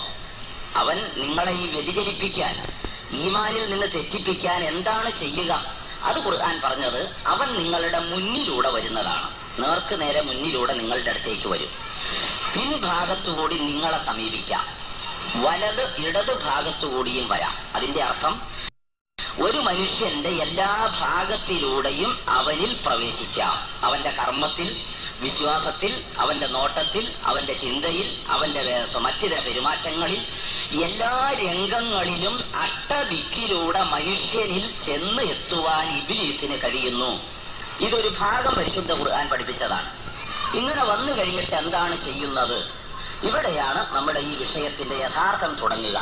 നിശ്ചയം ഞാൻ അവരുടെ അടുത്ത് വന്നിട്ട് അവരുടെ മനസ്സിൽ ഞാൻ തോന്നിപ്പിക്കും, വല ഉമന്നിയന്നഹും, നിശ്ചയം ഞാൻ അവരെ ഇങ്ങനെ തോന്നിപ്പിക്കും. ഈ മന്ന എന്ന വാക്കിന്റെ അർത്ഥം കൊതിപ്പിക്കുക, ആഗ്രഹിപ്പിക്കുക എന്നാണ്. ഭാവനകൾ ഉണ്ടാക്കുക, മനസ്സില് ഇങ്ങനെ ഓരോ ഭാവനകൾ ഇങ്ങനെ ഒന്നിനു പുറകെ ഒന്നായിട്ട് ഒരാളുടെ മനസ്സിൽ ഇങ്ങനെ നൽകും. ഖുർആനിലൊരു വാചകം പറഞ്ഞത് മനുഷ്യനെ എക്കാലത്തും നയിക്കുന്ന ഒരു ചിന്തയാണത്. വലവും അന്യന്നവും വലയു ഹവ്വിഫന്നവും, ഞാൻ അവരെ ഭയപ്പെടുത്തും. ഈ തോന്നലുകൾ വെറുതെ ഉണ്ടാക്കണതല്ല, തോന്നലുകൾക്ക് പിന്നിൽ ഞാൻ ഭയപ്പെടുത്തും. അങ്ങനെ ഭയപ്പെടുത്തുമ്പോൾ നിങ്ങൾ വീട് പണത് താമസിക്കുകയാണ് ഒരു ദിവസം. നമുക്ക് ഉറങ്ങാൻ പറ്റുമോ? 2 ദിവസം എൻ്റെ കുടുംബം കടന്നുറങ്ങിയില്ല. 2-3 ദിവസം ഞാൻ വേദന പോണ തീരം വേദനുണ്ടാവും. അപ്പൊ എന്നോട് 3-ാം ദിവസമാണ് ഇപ്പൊ അങ്ങളിന്ന് പോകണ്ടെന്നാണ്. എന്താന്ന് വെച്ച് കോണിപ്പണി കൂടെ കൊടുക്കുന്നൊരു ശബ്ദം. അപ്പൊ അയറ്റക്കും കുട്ടികളെ, പെണ്ണുങ്ങളും കുട്ടികളല്ല, ഇറ്റകള് പൈസ ഉണ്ടാക്കിയെന്നെ വിചാരിച്ചത്. എനിക്കറിയാം എൻ്റെ ഒരു അഞ്ചന് എന്റെ കൂടെ ഒന്നിച്ചാ കിടക്കുക. ഓനിന് ചൂണ്ടിക്കാതെ അതാ പാമ്പ് എന്നറിയും. എനിക്കറിയാം എൻ്റെ ഒരു അഞ്ചന് എന്റെ കൂടെ ഒന്നിച്ചാ കിടക്കുക. ഓനിന് ചൂണ്ടിക്കാതെ അതാ പാമ്പ് എന്നറിയും. ഞാൻ പാമ്പ് അങ്ങനെ കാണൂല. മാനസിക ഖലീഫ ഉമർ പറയുന്നത് പിശാച്ചിന് ഒരിക്കലും പാമ്പാവാനും മറ്റും സാധിക്കൂല. പല തഹീലുണ്ടാക്കും, മനസ്സിൽ വസ്വാസം ഉണ്ടാക്കുക. നമുക്ക് ചിലപ്പോൾ കാട്ടാനങ്ങനെ തോന്നും, കാട്ടാനുണ്ടാവില്ല. പ്രേതങ്ങളെ നമ്മൾ വിശ്വസിക്കുന്നുണ്ടോ? പ്രേതത്തിൽ വിശ്വാസം കഴിഞ്ഞാൽ 3 മണിക്ക് നിങ്ങൾക്ക് അറിയോ, എന്റെ കൂടെ കിടക്കുന്ന ഭാര്യക്ക് 3 മണിക്ക് ചെന്നാന്റെ ഉള്ളിൽ ഇങ്ങനെ കേൾക്കും. നല്ല രാത്രി മുല്ലന്റെ വാസന എന്ന് കേൾക്കും, എനിക്ക് കാണൂല. പ്രേതത്തിൽ വിശ്വാസം കഴിഞ്ഞാൽ 3 മണിക്ക് നിങ്ങൾക്ക് അറിയോ, എന്റെ കൂടെ കിടക്കുന്ന ഭാര്യക്ക് 3 മണിക്ക് ചെന്നാന്റെ ഉള്ളിൽ ഇങ്ങനെ കേൾക്കും. നല്ല രാത്രി മുല്ലന്റെ വാസന എന്ന് കേൾക്കും, എനിക്ക് കാണൂല. അതേമാതിരി എൻ്റെ ഒരു 5 അനുഭവം ഉണ്ടായി. പാമ്പ് എന്നാണ് ചൂണ്ടിക്കാണിക്കും. പാമ്പ് അവിടെ പാമ്പുണ്ടാവില്ല. ആ മാനസികമായി ചില തോന്നൽ ഉണ്ടാക്കിച്ചാന്നല്ലാതെ രൂപാവാനും പറ്റൂല എന്നർത്ഥം. തോന്നല മനുഷ്യ ദുർബല മനസ്സിലെ തോന്നലാണെന്നർത്ഥം. കിടന്നു കഴിഞ്ഞപ്പോൾ നിങ്ങൾക്ക് ഒരു എന്തെന്നില്ലാത്ത 1ാമത്തെ ദിവസം തന്നെ കണ്ണങ്ങോട്ട് ചിമ്മിയപ്പോ മുതൽ ഒരു ജാതി സ്വപ്നങ്ങൾ. പിറ്റേ ദിവസവും അത് തന്നെ. അങ്ങനെ 2-3 ദിവസമായപ്പോ നിങ്ങൾക്ക് ആകെ ഒരു ഭീതിയായി. തോന്നൽ ഭയമാക്കി മാറ്റി. എന്നിട്ട് അതിന്റെ പ്രതിവിധി ആരാ കണ്ടെത്തിയത്? ഇബ്ലീസ് തന്നെ. ഇവിടെ മറ്റുള്ള സിഹിർ ചെയ്യുന്ന ആളുണ്ട്, ഓലെ ഞങ്ങൾ വെല്ലുവിളിച്ചത്. നിങ്ങൾക്ക് ചെയ്യാൻ അറിയാല്ലെങ്കിൽ നിങ്ങളെക്കാൾ എനിക്കറിയാം. ഞാൻ അസ്മായുടെ കിതാബും തെൽസമാത്തിന്റെ കിതാബും ഓതിക്കണം. എനിക്കറിയാം സിഹിർ ചെയ്യുന്ന രീതി. നിങ്ങളെക്കാൾ കിതാബ് ഓതി പഠിച്ചിക്കണ്. തെൽസമാത്തിന്റെ കിതാബം വായിച്ചിക്കണ്, അസ്മായുടെ കിതാബം വായിച്ചിക്കണ്. സിഹിർ ചെയ്യുന്ന ഏർപ്പാട് എനിക്കറിയാം. അതിന്റെ പരിപാടി എനിക്കറിയാം, എന്താ ഏർപ്പാട് എന്നുള്ളത്. നമുക്കറിയാലോ എന്താണ് ഏർപ്പാടെന്നുള്ളത്. പ്രേക്ഷകരെ തോന്നിപ്പിക്കാൻ വേണ്ടി ചിലർ ചെയ്യും. ഇവിടെ പാല എന്നുള്ള മരമാണ് യക്ഷിന്റെ അറിയപ്പെടാൻ പാലെടുക്കും. ഗൾഫിൽ പാലറിയില്ല, അപ്പം വേറെ ഇരിക്കും. അവിടുത്തെ കുറിച്ചൊന്നും ചെയ്യുക. പിന്നെ കോഴിമുട്ട എടുക്കും. എന്നാൽ അതിമേൽ എന്തെങ്കിലും എഴുതും. ആ കോഴിമുട്ടമേൽ എഴുതിയാലും മൂല്യാരം മുട്ട തലമേൽ ഒരു സൂര്യൻ തന്നെയാ. ഈ കോഴിമുട്ടമേൽ എഴുതി നിങ്ങൾ എന്തെങ്കിലും വരുത്തി തീർക്കേണ്ട എന്താ എഴുതുന്നുണ്ട് എന്നുള്ളത്. നിങ്ങൾ കുപ്പി എടുക്കും. ചിലപ്പോൾ പുറത്താന്തവനെ പിടിച്ചിട്ട് കാരമുള്ളോടെ കുത്തും, 4 വായിലിടും. ഇതൊക്കെ നിങ്ങളെ വാതിന്റെ അടുത്ത് കൊണ്ടുപോയിടുമ്പം ഭയപ്പെടല്ലേ? അവൻ തന്നെയാണ് കൽപ്പിക്കുക. ഇതാണ് വിഷയം.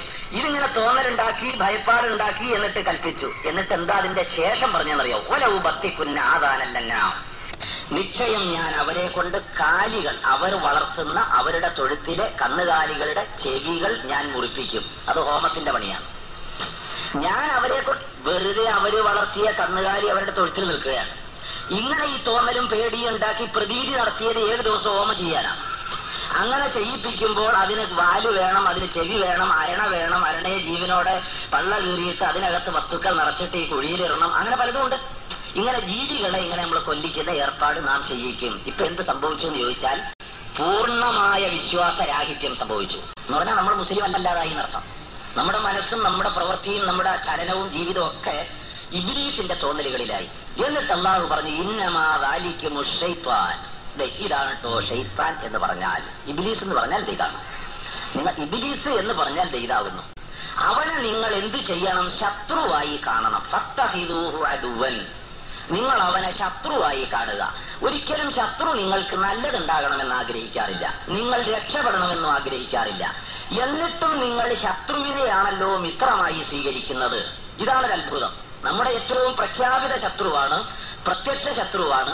മുഴുവൻ സമയവും ഞാൻ നിങ്ങളുടെ ശത്രുവാകുന്നു എന്ന് പരസ്യപ്രഖ്യാപനം നടത്തുകയും അള്ളാഹുവിന്റെ മുൻപിൽ പ്രതിജ്ഞ എടുക്കുകയും ചെയ്തതാണ് ഇബ്ലീസ്. അതുകൊണ്ട് ഇബ്ലീസിന്റെ ഈ പ്രേരണയാണ് മനുഷ്യരില് എല്ലാവിധ ധാരണ പിശകുകളും ഉണ്ടാക്കുവാൻ സാഹചര്യമൊരുക്കിയത്, കളമൊരുക്കിയത്. എല്ലാ അന്ധവിശ്വാസങ്ങളുടെയും പിന്നിൽ ഈ തോന്നലുകളും ഭയപ്പാടുകളും ആ നിർദ്ദേശങ്ങളുമല്ലേ എന്ന് നിങ്ങൾ ഇനി ശാന്തമായി ഒന്ന് ചിന്തിച്ചു നോക്കുക. ഇവരൊന്നും ഏതെങ്കിലും കാനമിന്റെ ചില പ്രാസംഗികന്മാർന്ന് പറഞ്ഞ് തള്ളിക്കളയാൻ പറ്റുമോ? ഇനി നോക്ക്, അതേ രീതിയിൽ തന്നെയാണ് 2001 ജൂൺ 15 വന്ന ഷബാബിലെ പിശാച് ബാധ യാഥാർത്ഥ്യമോ എന്ന ചോദ്യത്തിലെ ഉത്തരം ആദ്യം ഞാനൊന്ന് വായിച്ചു തരാം. പ്രേതബാധയെന്നോ പുനർജന്മമെന്നോ പറയപ്പെടുന്ന സംഭവങ്ങൾക്ക് പിശാചുക്കളുമായി ബന്ധമില്ലെന്ന് ഉറപ്പിച്ചു പറയാനും ഖുർആനിലോ ഹദീസിലോ തെളിവില്ല. എന്നാൽ തന്റെ കൂട്ടാളിയായ മനുഷ്യൻ മരിച്ചാൽ പിശാച് പ്രേതമായി അലഞ്ഞു നടക്കുമെന്നോ കുട്ടികളെ ബാധിച്ച് പുനർജന്മമെന്ന് തോന്നുന്ന അവസ്ഥയുണ്ടാക്കുമെന്നോ വിശുദ്ധ ഖുർആനിൽ പറഞ്ഞിട്ടില്ല. പ്രാമാണികമായ ഹദീസുകളിലും ഈ കാര്യം പരാമർശിച്ചിട്ടില്ല. പ്രേതബാധയെന്നോ പുനർജന്മമെന്നോ പറയപ്പെടുന്ന സംഭവങ്ങൾക്ക് പിശാചുക്കളുമായി ബന്ധമില്ലെന്ന് ഉറപ്പിച്ചു പറയാനും ഖുർആനിലോ ഹദീസിലോ തെളിവില്ല. മനുഷ്യരെ തെറ്റായ വിശ്വാസങ്ങളിലേക്കും ധാരണകളിലേക്കും നയിക്കാൻ പിശാച് ശ്രമിക്കുമെന്ന കാര്യം അനേകം ഖുർആൻ വാക്യങ്ങൾ കൊണ്ട് സ്ഥാപിതമായിട്ടുണ്ട്. എന്നിട്ട് മൂപ്പരത് വായിച്ച സമയത്ത് ചില സ്ഥലങ്ങളിൽ സ്പീഡ് വ്യത്യാസമുണ്ട്, ശ്രദ്ധിച്ചിട്ടുണ്ടാവും. എന്നാൽ തന്റെ കൂട്ടാളിയായ മനുഷ്യൻ മരിച്ചാൽ പിശാച് പ്രേതമായി അണിഞ്ഞിരിഞ്ഞ് നടക്കുമെന്നോ കുട്ടികളെ ബാധിച്ച് പുനർജന്മമെന്ന് തോന്നുന്ന അവസ്ഥ ഉണ്ടാക്കുമെന്നോ വിശുദ്ധ ഖുർആൻ പറഞ്ഞില്ല. സ്പീഡ് കൂടുതലാ.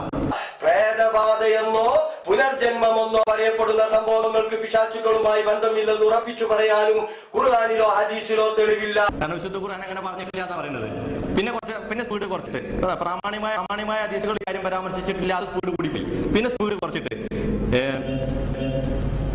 മനുഷ്യരെ തെറ്റായ വിശ്വാസങ്ങളിലേക്കും ധാരണകളിലേക്കും നയിക്കാൻ പിശാച് ശ്രമിക്കുമെന്ന കാര്യം അനേകം ഖുർആൻ വാക്യങ്ങൾ കൊണ്ട് സ്ഥാപിതമായിട്ടുണ്ട്. അപ്പൊ ഇതാണ് വസ്തുത. പ്രേതബാധയെന്നോ പുനർജന്മമെന്നോ പറയപ്പെടുന്ന സംഭവങ്ങൾക്ക് പിശാചുക്കളുമായി ബന്ധമില്ലെന്ന് ഉറപ്പിച്ചു പറയാനും ഖുർആനിലോ ഹദീസിലോ തെളിവില്ല. വളരെ സ്ലോല പെട്ടെന്ന് അവർക്ക് വായിക്കുന്ന ഒരാൾക്ക് പ്രേതബാധ എന്ന് പറയുന്നത് ഖുർആൻ ഹദീസിന്റെ ഒക്കെ തെളിവുണ്ടെന്ന് തോന്നുന്നു. എന്നിട്ട് പിന്നെ അടുത്തത് ഭയങ്കര സ്പീഡാ പോകുന്നത്. മനുഷ്യരായ വിശ്വാസങ്ങളിലേക്കും ധാരണകളിലേക്കും നയിക്കാൻ പിശാച് ശ്രമിക്കുന്ന കാര്യം അനേകം ഖുർആൻ വാക്യങ്ങൾ കൊണ്ട് സ്ഥാപിതമായിട്ടുണ്ട്. വളരെ പറയപ്പെടുന്ന സംഭവങ്ങൾക്ക് പിശാചുക്കളുമായി ബന്ധമില്ലെന്ന് ഉറപ്പിച്ചു പറയാനും ഖുർആനിലോ ഹദീസിലോ തെളിവില്ല. മനുഷ്യൻ എന്നാൽ പ്രേതബാധയെന്നോ പുനർജന്മമെന്നോ പറയപ്പെടുന്ന സംഭവങ്ങൾക്ക് പിശാചുക്കളുമായി ബന്ധമില്ലെന്ന് ഉറപ്പിച്ചു പറയാൻ യാതൊരു ന്യായവുമില്ല. ഉറപ്പിച്ചു പറയാനും ഖുർആനിലോ ഹദീസിലോ തെളിവില്ല. മനുഷ്യരെ തെറ്റായ വിശ്വാസങ്ങളിലേക്കും ധാരണകളിലേക്കും നയിക്കാൻ പിശാച് ശ്രമിക്കുമെന്ന കാര്യം അനേകം ഖുർആൻ വാക്യങ്ങൾ കൊണ്ട് സ്ഥാപിതമായതാണ്. പ്രേതത്തിൽ വിശ്വാസം കഴിഞ്ഞാൽ 3 മണിക്ക് നിങ്ങൾക്ക് അറിയോ? എന്റെ കൂടെ കിടക്കുന്ന ഭാര്യക്ക് 3 മണിക്ക് ചെന്നായിന്റെ ഉള്ളിൽ ഇങ്ങനെ കേൾക്കും. നല്ല രാത്രി മുള്ളന്റെ വാസന കേൾക്കും, എനിക്ക് കാണൂല. അപ്പൊ ഇതാണ് വസ്തുത. ഇവരുടെ മുന്നിൽ നിസ്സഹായരായി നോക്കി നിൽക്കുന്ന, ഇവരെ നിയന്ത്രിക്കാൻ പോലും ആവാതെ, അതേസമയം ഈ വാദങ്ങൾ അംഗീകരിക്കാൻ പോലും ആവാതെ നിലകൊള്ളുന്ന ഇവരുടെ നേതൃത്വവും ഒരു ദയനീയ കാഴ്ചയായി മാറുകയാണ്. ഇനി നോക്ക്, ഈ പറയപ്പെട്ട ആളുകൾ തന്നെ ഇനിയും ഒരുപാട് വാദങ്ങൾ ഉന്നയിക്കുന്നുണ്ട്. അതിലേതാനും ചിലത് മാത്രം സമയത്തിന്റെ ദൗർബല്യ നിമിത്തം ചിലത് മാത്രം നിങ്ങളുടെ മുമ്പിൽ കേൾപ്പിക്കുകയാണ്. പിശാച് മനുഷ്യനെ വഴിപിഴപ്പിക്കുമെന്നും ഉപദ്രവിക്കുമെന്നും ഖുർആനും ഹദീസും പറയുന്നു. ഭൗതികമായ രീതിയിലാണോ അഭൗതികമായ രീതിയിലാണോ ഉപദ്രവിക്കുക എന്ന് വ്യക്തമാക്കാമോ? അതായത് ഞാൻ പറഞ്ഞ പിശാചിന് ശാരീരിക ഉപദ്രവമൊന്നും ചെയ്യാൻ പറ്റില്ല. ആത്മീയ എന്നാണ് തെറ്റ് ചെയ്യാൻ പ്രേരണ ഉണ്ടാക്കുക, അത്രയേ ഉള്ളൂ. എന്നാൽ ഇന്ന് ഈ കാലഘട്ടത്തിൽ ഏറ്റവും വ്യക്തമായിട്ട് മനുഷ്യനെ വിലയിരുത്തിയ ആളുകൾ അവതരിപ്പിക്കുന്ന ആശയം, മനുഷ്യനെ സംബന്ധിച്ചിടത്തോളം ആത്മാവിനെ ശുദ്ധമാക്കിയിട്ട് ശരീരത്തെയും മനസ്സിനെയും ശുദ്ധമാക്കാതെ നിർത്താൻ കഴിയില്ല, അല്ലെങ്കിൽ അങ്ങനെ കഴിഞ്ഞിട്ട് കാര്യമില്ല. അതുപോലെ മനസ്സിനെ ശുദ്ധമാക്കിയിട്ട് ആത്മാവിനെയും ശരീരത്തെയും ശുദ്ധമാക്കാതെ നിർത്താൻ കഴിയില്ല, നിർത്തിയിട്ട് കാര്യമില്ല. മനുഷ്യന്റെ വിശുദ്ധി, അവന്റെ ആരോഗ്യം, അവന്റെ സ്വസ്ഥത എന്നൊക്കെ പറയുന്നത് അത് ഒരു സമഗ്രമായ ഒരു കാര്യമാണെന്ന്. സമഗ്രം എന്ന് പറഞ്ഞാൽ ആത്മീയം മാത്രമായ ഒരു ചികിത്സ കൊണ്ട് മനുഷ്യന്റെ രോഗം മാറ്റാൻ പറ്റില്ല. മാനസികമായ ചികിത്സ കൊണ്ട് മാത്രം മനുഷ്യന്റെ രോഗം മാറ്റാൻ പറ്റില്ല. ശാരീരികമായ ചികിത്സ കൊണ്ട് മാത്രം മനുഷ്യന്റെ രോഗം മാറ്റാൻ പറ്റില്ല. മനുഷ്യന്റെ മൗലികമായ രോഗങ്ങളൊക്കെ മാറണമെന്നുണ്ടെങ്കിൽ ഒരു സമഗ്ര ചികിത്സ വേണം. സമഗ്ര ചികിത്സ എന്ന് പറയുമ്പോൾ ആത്മാവിന്റെ രോഗങ്ങൾ മാറണം, മനസ്സിന്റെ രോഗങ്ങൾ മാറണം, ശരീരത്തിന്റെ രോഗങ്ങൾ മാറണം. എങ്കിലേ ആ ചികിത്സയെ ഷിഫ, ആ ചികിത്സയിലൂടെ കിട്ടുന്ന കാര്യത്തെ ഷിഫ, പൂർണ്ണ ശമനം എന്ന് വിശേഷിപ്പിക്കാൻ പറ്റുകയുള്ളൂ. അപ്പൊ മനസ്സ്, ആത്മാവ്, ശരീരം എന്നൊക്കെ പറയുന്നത് വെള്ളം കടക്കാത്ത അറകളല്ല. അതൊക്കെ അന്യോന്യം അങ്ങേയറ്റം ബന്ധപ്പെട്ട് കിടക്കുന്ന കാര്യങ്ങളാണ്. അപ്പൊ അതുകൊണ്ട് മനുഷ്യനെ സമ്പൂർണ്ണ ശമനം ഉണ്ടാകണമെങ്കിൽ ആത്മാവിനെ ബാധിക്കുന്ന സകല രോഗങ്ങളും ചികിത്സിച്ച് മാറ്റണം, മനസ്സിനെ ബാധിക്കുന്ന സകല രോഗങ്ങളും ചികിത്സിച്ച് മാറ്റണം, ശരീരത്തെ ബാധിക്കുന്ന സകല രോഗങ്ങളും ചികിത്സിച്ച് മാറ്റണം. ഇങ്ങനെയുള്ള സമ്പൂർണമായ ചികിത്സ നൽകുന്ന ശമന ഔഷധമാണ് വിശുദ്ധ ഖുർആൻ എന്നതാണ്. വനുനസ്സിലു മിനൽ ഖുർആനി മാ ഹുവ ശിഫാഉൻ വറഹ്മത്തുൽ ലിൽ മുഅ്മിനീൻ എന്ന വചനത്തിലൂടെ യഥാർത്ഥത്തിൽ ഉദ്ദേശിക്കപ്പെടുന്നതാണ് ഞാൻ മനസ്സിലാക്കുന്നത്. ഇവരൊന്നും ഏതെങ്കിലും കാനമിന്റെ ചില പ്രാസംഗികന്മാർ എന്ന് പറഞ്ഞ് തള്ളിക്കളയാൻ പറ്റുമോ? ഇനി നോക്ക്,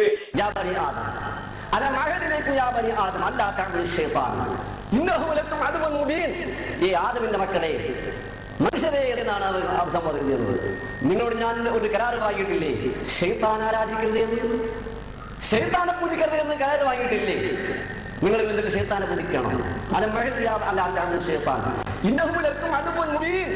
തീർച്ചയായും ശൈത്താൻ നിങ്ങളുടെ ശത്രുവാണ്, വ്യക്തമായ ശത്രുവാണ്.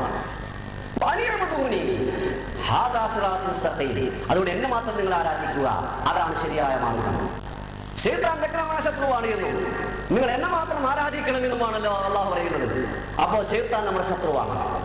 യഥാർത്ഥ ശത്രുവിനെ കുറിച്ചുള്ള അറിവും ബോധവുമില്ലെങ്കിൽ ശത്രുവിന്റെ മുമ്പിൽ പരാജിതരാവുക സ്വാഭാവികമല്ല.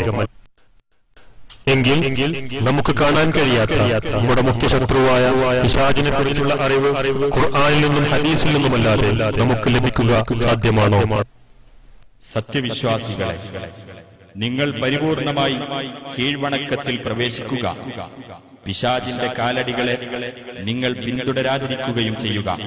തീർച്ചയായും അവൻ നിങ്ങളുടെ പ്രത്യക്ഷ ശത്രുവാകും. എന്നാൽ ഖുർആനിലും ഹദീസിലും വന്ന പരാമർശങ്ങളെ നമ്മുടെ പണ്ഡിതന്മാർക്കുള്ള വിയോജിപ്പ് എത്രമാത്രം അപകടകരം. സഹീഹുൽ ബുഖാരി നമ്മുടെ പണ്ഡിതന്മാർക്ക് എന്ത് സംഭവിച്ചു തുടർന്ന് കാണുക. സിഹറിന്റെ ഹദീസുകൾ സഹീഹ് അല്ലെങ്കിൽ അവ ഒന്നുകിൽ ലഈഫ് ആകണം, അല്ലെങ്കിൽ മൗദൂ ആകണം. അങ്ങനെയാണെങ്കിൽ ആ സനദിലെ റിപ്പോർട്ടർമാരിൽ ഒരാൾ കള്ളം പറഞ്ഞു, അല്ലെങ്കിൽ എല്ലാവരും കള്ളം പറഞ്ഞു. അങ്ങനെയാണെങ്കിൽ ആ സനദിലുള്ള റിപ്പോർട്ട് ചെയ്തിട്ടുള്ള എല്ലാ ഹദീസും തള്ളേണ്ടേ? നമ്മളത് നേരത്തെ പ്രമാണങ്ങൾ സ്വീകരിക്കുന്നിടത്ത് ഇവർക്ക് സംഭവിച്ചിട്ടുള്ള വ്യതിയാനം പറഞ്ഞിരുന്നു.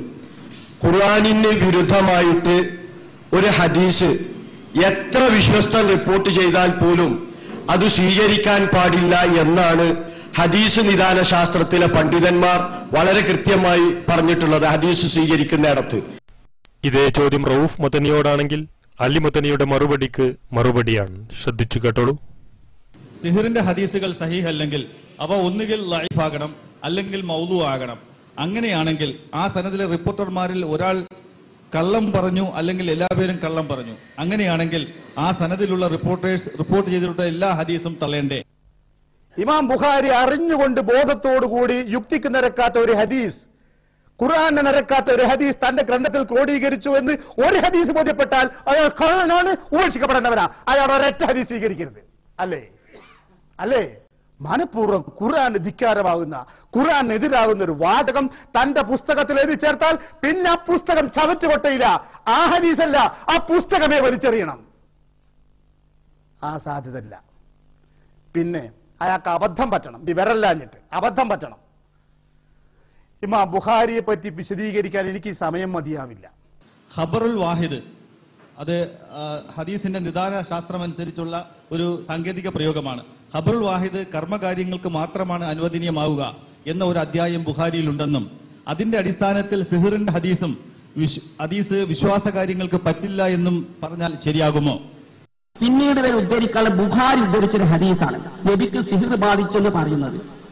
ഈ അടിസ്ഥാനപരമായ വിശ്വാസപരമായ കാര്യങ്ങൾക്ക് ഒറ്റപ്പെട്ട ഹദീസ് തെളിവാക്കാൻ പറ്റൂല എന്നാണ്. അപ്പൊ നബിമാർ എത്രത്തോളം സുന്നികൾ തന്നെ പ്രസിദ്ധീകരിച്ച ജൗഹറത്തു തൗഹീദ് എന്ന് പറയും. ആ ഗ്രന്ഥത്തിൽ പറയുന്നത് എന്താണെന്നറിയുന്നത്, മമ്പുറം തങ്ങൾ വരെ പ്രശംസിച്ച ഗ്രന്ഥമാണ് അത് ജൗഹറത്തു തൗഹീദ്. അതിനെ പരിഭാഷപ്പെടുന്നത് ചെമ്മാട് സുന്നി പബ്ലിക്കേഷൻ. അതിൽ പറയുന്നത് നബിമാരുടെ എണ്ണം വരെ പറയണമെങ്കിൽ ഖുർആനോ മുത്തവാത്തിറായ ഹദീസോ വേണമെന്ന് ധാരാളം സഹാബത്ത് നബിയിൽ ഉദ്ധരിക്കണം. അതേ അവസരത്തിൽ ഇത് ഒറ്റപ്പെട്ട ഹദീസാണ്. നബി സിഹിർ വലിക്കുമെന്നുള്ളതൊരു വിശ്വാസകാര്യാണ്, നബിമാർക്ക് വലിക്കുമെന്നുള്ളത് അതിലും ഉപരിയായ വിശ്വാസകാര്യാണ്. അതുകൊണ്ട് ഈ ഹദീസ് ഇത്തരം അഖീദപരമായ വിശ്വാസകാര്യങ്ങൾക്ക് അത് തെളിവുദ്ധരിക്കാൻ പറ്റൂല.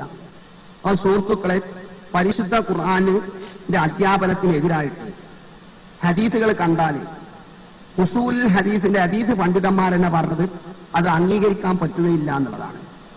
അപ്പൊ ആ നിലക്ക് ആ റിപ്പോർട്ട് നമ്മൾ അംഗീകരിക്കുന്നത് ഒരിക്കലും ശരിയല്ല. മറ്റൊന്ന് അതോടെ അതേ വിഷയം തന്നെയാണ്. സിഹർ ബാധിച്ചു വന്ന ഹദീസ് ഖുർആൻ എതിരാണ്, അതിനാൽ സ്വീകരിക്കാൻ പറ്റില്ല എന്ന് ഏതെങ്കിലും അഹ്ലു സുന്നത്തിന്റെ പണ്ഡിതന്മാർ, അതായത് ബുഖാരിയിൽ അങ്ങനെ അധ്യായം ഇല്ല എന്നാ പറയുന്നത്, നമുക്കത് നോക്കുന്ന സിഹർ ബാധിച്ചു വന്ന ഹദീസ് ഖുർആൻ എതിരാണ്, അതിനാൽ സ്വീകരിക്കാൻ പറ്റില്ല എന്ന് ഏതെങ്കിലും അഹ്ലു സുന്നത്തിന്റെ പണ്ഡിതന്മാർ രേഖപ്പെടുത്തിയിട്ടുണ്ടോ? ബുഖാരിൽ അങ്ങനെ അധ്യായം ഉണ്ടെങ്കിൽ ബുഖാരിൽ മാത്രമല്ല കേരളം പ്രസിദ്ധീകരിച്ച പുസ്തകമുണ്ട്, ഇന്നും അടിച്ചു വെക്കുന്നുണ്ട്. നബിചര്യക്ക് ഇസ്ലാം ശരീഅത്തിലുള്ള പ്രാധാന്യം മുസ്തഫ സബായിൻ്റെതാ അമാനിമലിയെ പരിഭാഷപ്പെടുത്തി. അതിൽ ഇജ്മാ ഏക അഭിപ്രായം വരെ ഉണ്ട് എന്ന് അറിയുന്നുണ്ട്. അതേ സമയത്ത് മറ്റുള്ള കരീനത്ത് തെളിവുണ്ടെങ്കിൽ എന്ത് ചെയ്യാം, സ്വീകരിക്കുകയും ചെയ്യാന്നർത്ഥം. ബുഖാരി അങ്ങനെ അധ്യായം തന്നെ ഉണ്ട്. കാബറുവായത് സലാത്ത് നിസ്കാരം പോലെയുള്ളതിനെ പറ്റുള്ള വിശ്വാസകാര്യർക്ക് പറ്റൂല. അവസാനം സിഹർ ബാധിച്ചു വന്ന ഹദീസ് ഖുർആൻ എതിരാണ്, അതിനാൽ സ്വീകരിക്കാൻ പറ്റില്ല എന്ന് ഏതെങ്കിലും അഹ്ലു സുന്നത്തിന്റെ പണ്ഡിതന്മാർ രേഖപ്പെടുത്തിയിട്ടുണ്ടോ? കഴിഞ്ഞ 14 നൂറ്റാണ്ട് കാലം മുസ്ലിം ലോകത്തെ പണ്ഡിതന്മാർ, അതിൽ മുസ്ലിങ്ങളുടെ അഭിപ്രായ വ്യത്യാസത്തിലെ ഷിയാക്കളെ മാറ്റിവെച്ചാൽ ബാക്കിയുള്ള മുസ്ലിം സമുദായത്തിലെ എല്ലാ പണ്ഡിതന്മാരും ബുഖാരിയുടെ ഹദീസുകളുടെ വിശ്വാസയെ ചോദ്യം ചെയ്യാൻ അംഗീകരിച്ചു. ആക്ഷേപം പറഞ്ഞവർ ബുദ്ധിക്ക് നിരക്കാത്താണ് ആക്ഷേപം പറഞ്ഞില്ല. അവർ പറഞ്ഞ ബുഖാരിയുടെ ചില റിപ്പോർട്ടർമാരെ പറ്റിയ അത് അക്കാലത്ത് പറഞ്ഞ മറുപടിയും കൊടുത്തു. ബുഖാരിയുടെ ഏതെങ്കിലും ഒരു ഹദീസ് ബുദ്ധിക്കും ഖുർആനും നിരക്കാത്തതാണെന്ന് ഇക്കാലഘട്ടം വരെ മുസ്ലിം സമുദായത്തിലെ ഒരു പിഴച്ച കക്ഷികൾ പോലും പറഞ്ഞിട്ടില്ല. സിഹർ ബാധിച്ചു വന്ന ഹദീസ് ഖുർആൻ എതിരാണ്, അതിനാൽ സ്വീകരിക്കാൻ പറ്റില്ല എന്ന് ഏതെങ്കിലും അഹ്ലു സുന്നത്തിന്റെ പണ്ഡിതന്മാർ രേഖപ്പെടുത്തിയിട്ടുണ്ടോ? റസൂലുള്ളാഹിക്ക് സിഹിർ ബാധിച്ചു എന്ന പരാമർശങ്ങളെ നമ്മൾ തള്ളിക്കളയും. മുഹമ്മദ് നബിക്ക് സിഹിർ ബാധിച്ചു എന്ന് പറഞ്ഞ സനദിനെല്ലാം എന്താണ് പോക്ക. കാരണം ഇഷാമുൻ അൻ അബീന്റെ സനദ് നിരുവാദികൾ സ്വീകരിക്കാൻ പറ്റുമ്പോൾ ഷാഫി അല്ലുമ പറയുന്നുണ്ട്. എന്നാൽ നബിക്ക് സിഹിർ ബാധിച്ച് ചെയ്യാത്തവരെ കാര്യങ്ങൾ ചെയ്തതായി തോന്നി, അങ്ങനെ തോന്നിയിരുന്നു എന്ന് ആയിഷ റളിയല്ലാഹു കൂടെ വന്ന ഏതാനും ഹദീസുകളുണ്ട്. ആയിഷ റളിയല്ലാഹുവിനെക്കാളും നബിക്ക് തോന്നിയത് എങ്ങനെയാണ് മനസ്സിലായത്? അത് സ്ഥിരപ്പെട്ടിട്ടില്ല.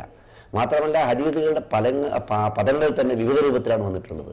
അങ്ങനെ വ്യത്യസ്ത രൂപങ്ങളിൽ വന്ന ഹദീസുകൾ മുൽത്തരിബാണ് എന്നാണ് ഹദീസിന്റെ സാങ്കേതിക ശാസ്ത്രജ്ഞന്മാർ വിലയിരുത്തിയിട്ടുള്ളത്. മുൽത്തരിബായ ഹദീസ് അത് സനദ് ശരിയാണെങ്കിൽ തന്നെ അതിൻ്റെ ആശയം അംഗീകരിക്കാൻ പറ്റുകയില്ല, അത് മാറ്റിവെക്കണം, തള്ളിക്കളയുന്നില്ല. പരമ്പര ശരിയായതുകൊണ്ട് മർദൂദ് എന്ന് പറഞ്ഞ് തള്ളിക്കളയാതെ, എന്നാൽ അത് ഉൾക്കൊള്ളാൻ സാധിക്കാതെ തവക്കുഫ് ചെയ്ത് മാറ്റിവെക്കണം എന്നാണ് ഹദീസിന്റെ ശാസ്ത്രജ്ഞന്മാർ പറഞ്ഞിട്ടുള്ളത്. പ്രത്യേകിച്ച് അത് പരിശുദ്ധ ഖുർആന്റെ ആശയത്തിന് എതിരാണ് എങ്കിൽ. പിന്നെ നബിക്ക് സിഹിർ വലിച്ചെന്നുള്ള ഹദീസാണ്. അത് ഞാൻ അതിൻ്റെ സനദിന്റെ അടിസ്ഥാനത്തിലും ആശയത്തിന്റെ അടിസ്ഥാനത്തിലും ഞാൻ ദുർബലമാണ്, അസ്വീകാര്യമാണ് എന്ന് ഞാൻ എഴുതിയിട്ടുണ്ട്. അത് എഴുതിയത് കൊണ്ട് മുജാഹിദ് പ്രസ്ഥാനം പിന്തുടരുന്ന ആശയാദർശത്തിന് എന്താ കുഴപ്പം സംഭവിച്ചുള്ളത്? പ്രത്യേകിച്ച് അത് പരിശുദ്ധ ഖുർആന്റെ ആശയത്തിന് എതിരാണ് എങ്കിൽ ഖുർആൻ എന്താ പറഞ്ഞേ? കഴിഞ്ഞ 14 നൂറ്റാണ്ട് കാലം മുസ്ലിം ലോകത്തെ ദീനിയിലേക്കും ന്യായത്തിലേക്കും ശരിയായ നന്മയുടെ മാർഗത്തിലേക്ക് നയിച്ച ഇബ്നു തൈമിയ്യ റഹ്മത്തുള്ളാഹിയെ പോലെ, മുഹമ്മദ് അബ്ദുൽ വഹാബ് റഹ്മത്തുള്ളാഹിയെ പോലെയുള്ള പ്രഗത്ഭമതികളായ പരിഷ്കർത്താക്കൾ, തിന്മകൾക്കെതിരെ അടരാടിയവർ കടന്നു വന്നിട്ട് പ്രാവീണ്യം നേടിയ പണ്ഡിതന്മാരുണ്ടായിട്ട് അവർക്കാർക്കും മനസ്സിലായില്ലേ ബുഖാരിയില് ഖുർആൻ നിരക്കാത്ത ഹദീസ് ഉണ്ടെന്ന്, ബുദ്ധിക്ക് നിരക്കാത്ത ഉണ്ടെന്ന്? അവർ ആരും കാണാതെ പോയോ? അവരൊക്കെ സർവാത്മന അംഗീകരിച്ചെങ്കിൽ അത് മതി ഉറപ്പിന് പടച്ചവന്റെ മുമ്പിൽ. എന്താ ഉറപ്പെന്നറിയോ? അവർ പരിശോധിച്ച് പഠിച്ച ഗ്രന്ഥമാ. ഇതൊരു അലമാരിയിലിരിക്കുന്ന മ്യൂസിയത്തിലെ ഗ്രന്ഥമല്ല, ഇന്നും എന്നും പഠിപ്പിക്കപ്പെടുന്ന ഗ്രന്ഥ. അവരാരും പറഞ്ഞിട്ടില്ല വിശുദ്ധ ഹദീസിന്റെ ബുഖാരിയുടെ ഗ്രന്ഥത്തിൽ ഖുർആൻ നിരക്കാത്തതും ഹദീസിന് പിന്നെ ബുദ്ധിക്ക് നിരക്കാത്തതുണ്ട്. ഇപ്പൊ ആർക്കെങ്കിലും അങ്ങനെ തോന്നുന്നുണ്ടെങ്കിൽ അയാൾ സ്വയം ചികിത്സിക്കണം തന്നെ. ആ ബോധമുള്ളവർ അവരെ പറ്റി ചികിത്സിക്കണം. എന്നിട്ട് ആക്ഷേപങ്ങൾ ചൊരിയും മുമ്പേ അവരോടൊരു അപേക്ഷയുണ്ട്. ആ കിതാബ് എടുത്ത് മുന്നിൽ വെച്ച് ആ കിതാബിൽ നിങ്ങൾ ആക്ഷേപിക്കുന്ന ഹദീസുകൾ എടുത്തു വെച്ചിട്ട് ഈ ഹദീസിന്റെ പരമ്പരയുടെ അവസ്ഥ എന്താണ്? പൂർവികന്മാർ ഈ ഹദീസുകൾക്ക് എന്ത് വിശദീകരണമാണ് നൽകിയത് എന്ന് പഠിക്കാൻ ശ്രമിക്കണം. അത്രയത് പറഞ്ഞു. റഊഫ് മദനിയുടെ വാദം വളരെ കൃത്യമാണ്. റഊഫ് മദനിയുടെ വാദം വളരെ കൃത്യമാണ്. പിന്നെ നബിക്ക് സിഹിർ വലിച്ചെന്നുള്ള ഹദീസാണ്. അത് ഞാൻ അതിൻ്റെ സനദിൻ്റെ അടിസ്ഥാനത്തിലും ആശയത്തിൻ്റെ അടിസ്ഥാനത്തിലും ഞാൻ ദുർബലമാണ്, അസ്വീകാര്യമാണ് എന്ന് ഞാൻ എഴുതിയിട്ടുണ്ട്. അത് എഴുതിയതുകൊണ്ട് മുജാഹിദ് പ്രസ്ഥാനം പിന്തുടരുന്ന ആശയാദർശത്തിന് എന്താ കൂട്ടരെ എന്താ കുഴപ്പം സംഭവിച്ചുള്ളത്? അതായത് മുഹമ്മദ് നബിക്ക് സിഹിർ വലിച്ചെന്ന് പറഞ്ഞ സനദിനെല്ലാം എന്താണ് പോക്ക? കാരണം ഇഷാമുൻ അൻ അബീന്റെ സനദ് നിരുവാദികൾ സ്വീകരിക്കാൻ പറ്റുമ്പോൾ ഷാഫി അല്ലുമ പറയുന്നുണ്ട്. 2004 മെയ് 28-നും 2005 ജനുവരി 21-നും ഷബാബിൽ സിഹുർ സംബന്ധിച്ച ചോദ്യത്തിന് ചെറിയമുണ്ടം അബ്ദുൽ ഹമീദ് മദനി നൽകിയ മറുപടിയിൽ ഹദീസിന്റെ നിവേദക പരമ്പരയിൽ ആക്ഷേപിക്കപ്പെട്ട വ്യക്തികൾ ആരെങ്കിലും ഉള്ളതായി ചൂണ്ടിക്കാണിക്കപ്പെട്ടിട്ടില്ല അഥവാ വിശ്വാസയോഗ്യമാണ് എന്നാണ്. ഭാര്യാഭർത്താക്കന്മാരെ തമ്മിൽ ഭിന്നിപ്പിക്കുന്ന മാരണം ചില ആളുകൾ പഠിച്ചതിനെ സംബന്ധിച്ചാണ് ഇവിടെ വളരെ ഗൗരവപൂർവ്വം പരാമർശിച്ചതെന്ന് വ്യക്തമാണല്ലോ.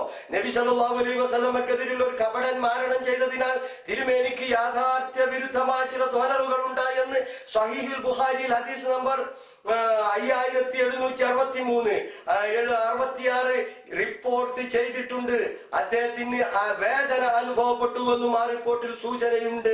നബി സല്ലല്ലാഹു അലൈഹി വസല്ലമക്കെതിരെ ഒരു കപടൻ മാരണം ചെയ്തതിനാൽ തിരുമേനിക്ക് യഥാർത്ഥ വിരുദ്ധമായ ചില തോന്നലുകൾ ഉണ്ടായെന്ന് സ്വഹീഹുൽ ബുഖാരിയിൽ റിപ്പോർട്ട് ചെയ്തിട്ടുണ്ട്. അദ്ദേഹത്തിന് വേദന അനുഭവപ്പെട്ടെന്നും ആ റിപ്പോർട്ടിൽ സൂചനയുണ്ട്. റിപ്പോർട്ടുണ്ട്. നബി സല്ലല്ലാഹു അലൈഹി വസല്ലമക്ക് വിശ്വസ്തരായ റിപ്പോർട്ടർമാരുടെ പരമ്പരയിൽ നിന്ന് ഉദ്ധരിക്കപ്പെട്ട ഹദീസിൽ തെറ്റ് സംഭവിക്കാൻ വളരെ വിദൂരമായ സാധ്യത മാത്രമേ ഉള്ളൂ. സിഹിർ സംബന്ധിച്ച ഹദീസിന്റെ നിവേദക പരമ്പരയിൽ ആക്ഷേപിക്കപ്പെട്ട വ്യക്തികൾ ആരെങ്കിലും ഉള്ളതായി ചൂണ്ടിക്കാണിക്കപ്പെട്ടിട്ടില്ല. ഒരു ഹദീസ് വിശ്വസ്തർ മുഖേനയാണ് ഉദ്ധരിക്കപ്പെട്ടതെങ്കിൽ നമുക്ക് വ്യക്തമായി ബോധ്യപ്പെടാത്തതിന്റെ പേരിൽ അതിനെ തള്ളിപ്പറയുന്നത് നമുക്ക് ദോഷമാകാൻ സാധ്യതയുണ്ട്. നബി സല്ലല്ലാഹു അലൈഹി വസല്ലം യഥാർത്ഥത്തിൽ പറഞ്ഞതോ ചെയ്തതോ അവിടുത്തെ ജീവിതത്തിൽ സംഭവിച്ചതോ ആയ ഒരു കാര്യത്തെ നാം തള്ളിപ്പറയാൻ ഇടയാക്കുന്നത് ഗൗരവമുള്ള വിഷയമാണല്ലോ എന്ന പേരിൽ ഷബാബിൽ വന്നൊരു ഉദ്ധരണിയാണ്.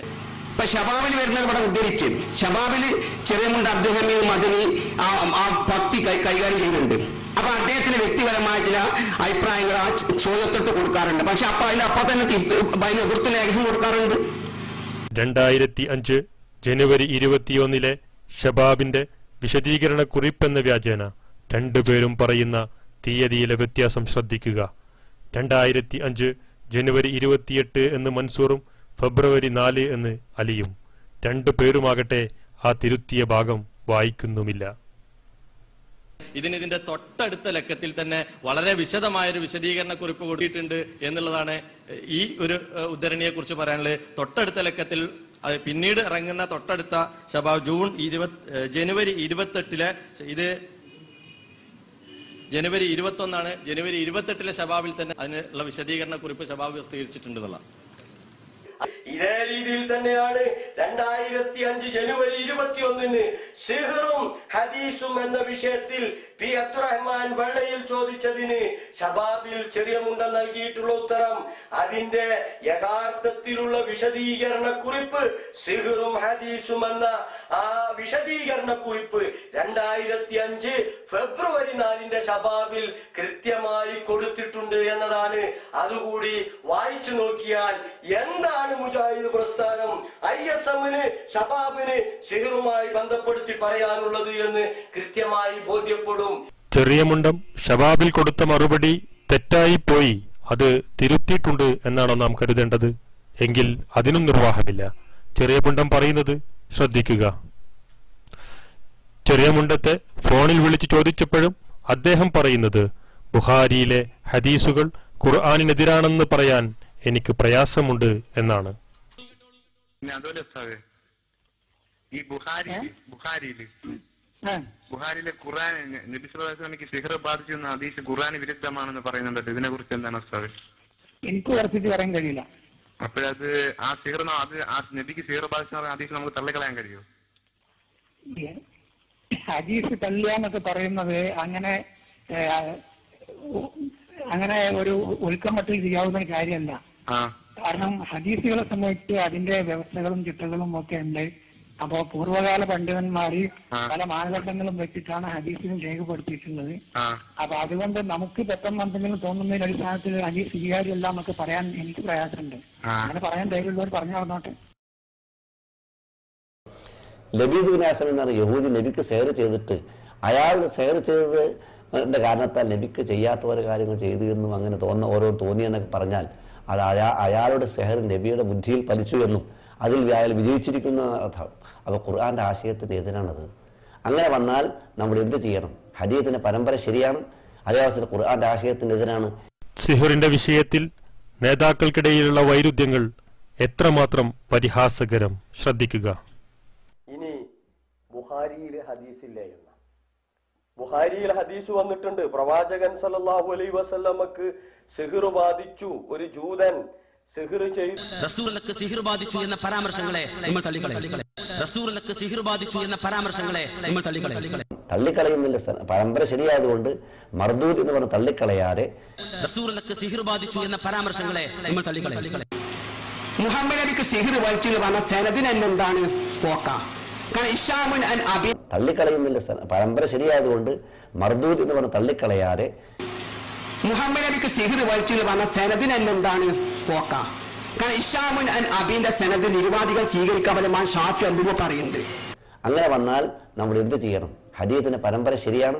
അങ്ങനെ വന്നാൽ നമ്മൾ എന്ത് ചെയ്യണം? ഹദീസിന്റെ പരമ്പര ശരിയാണ്.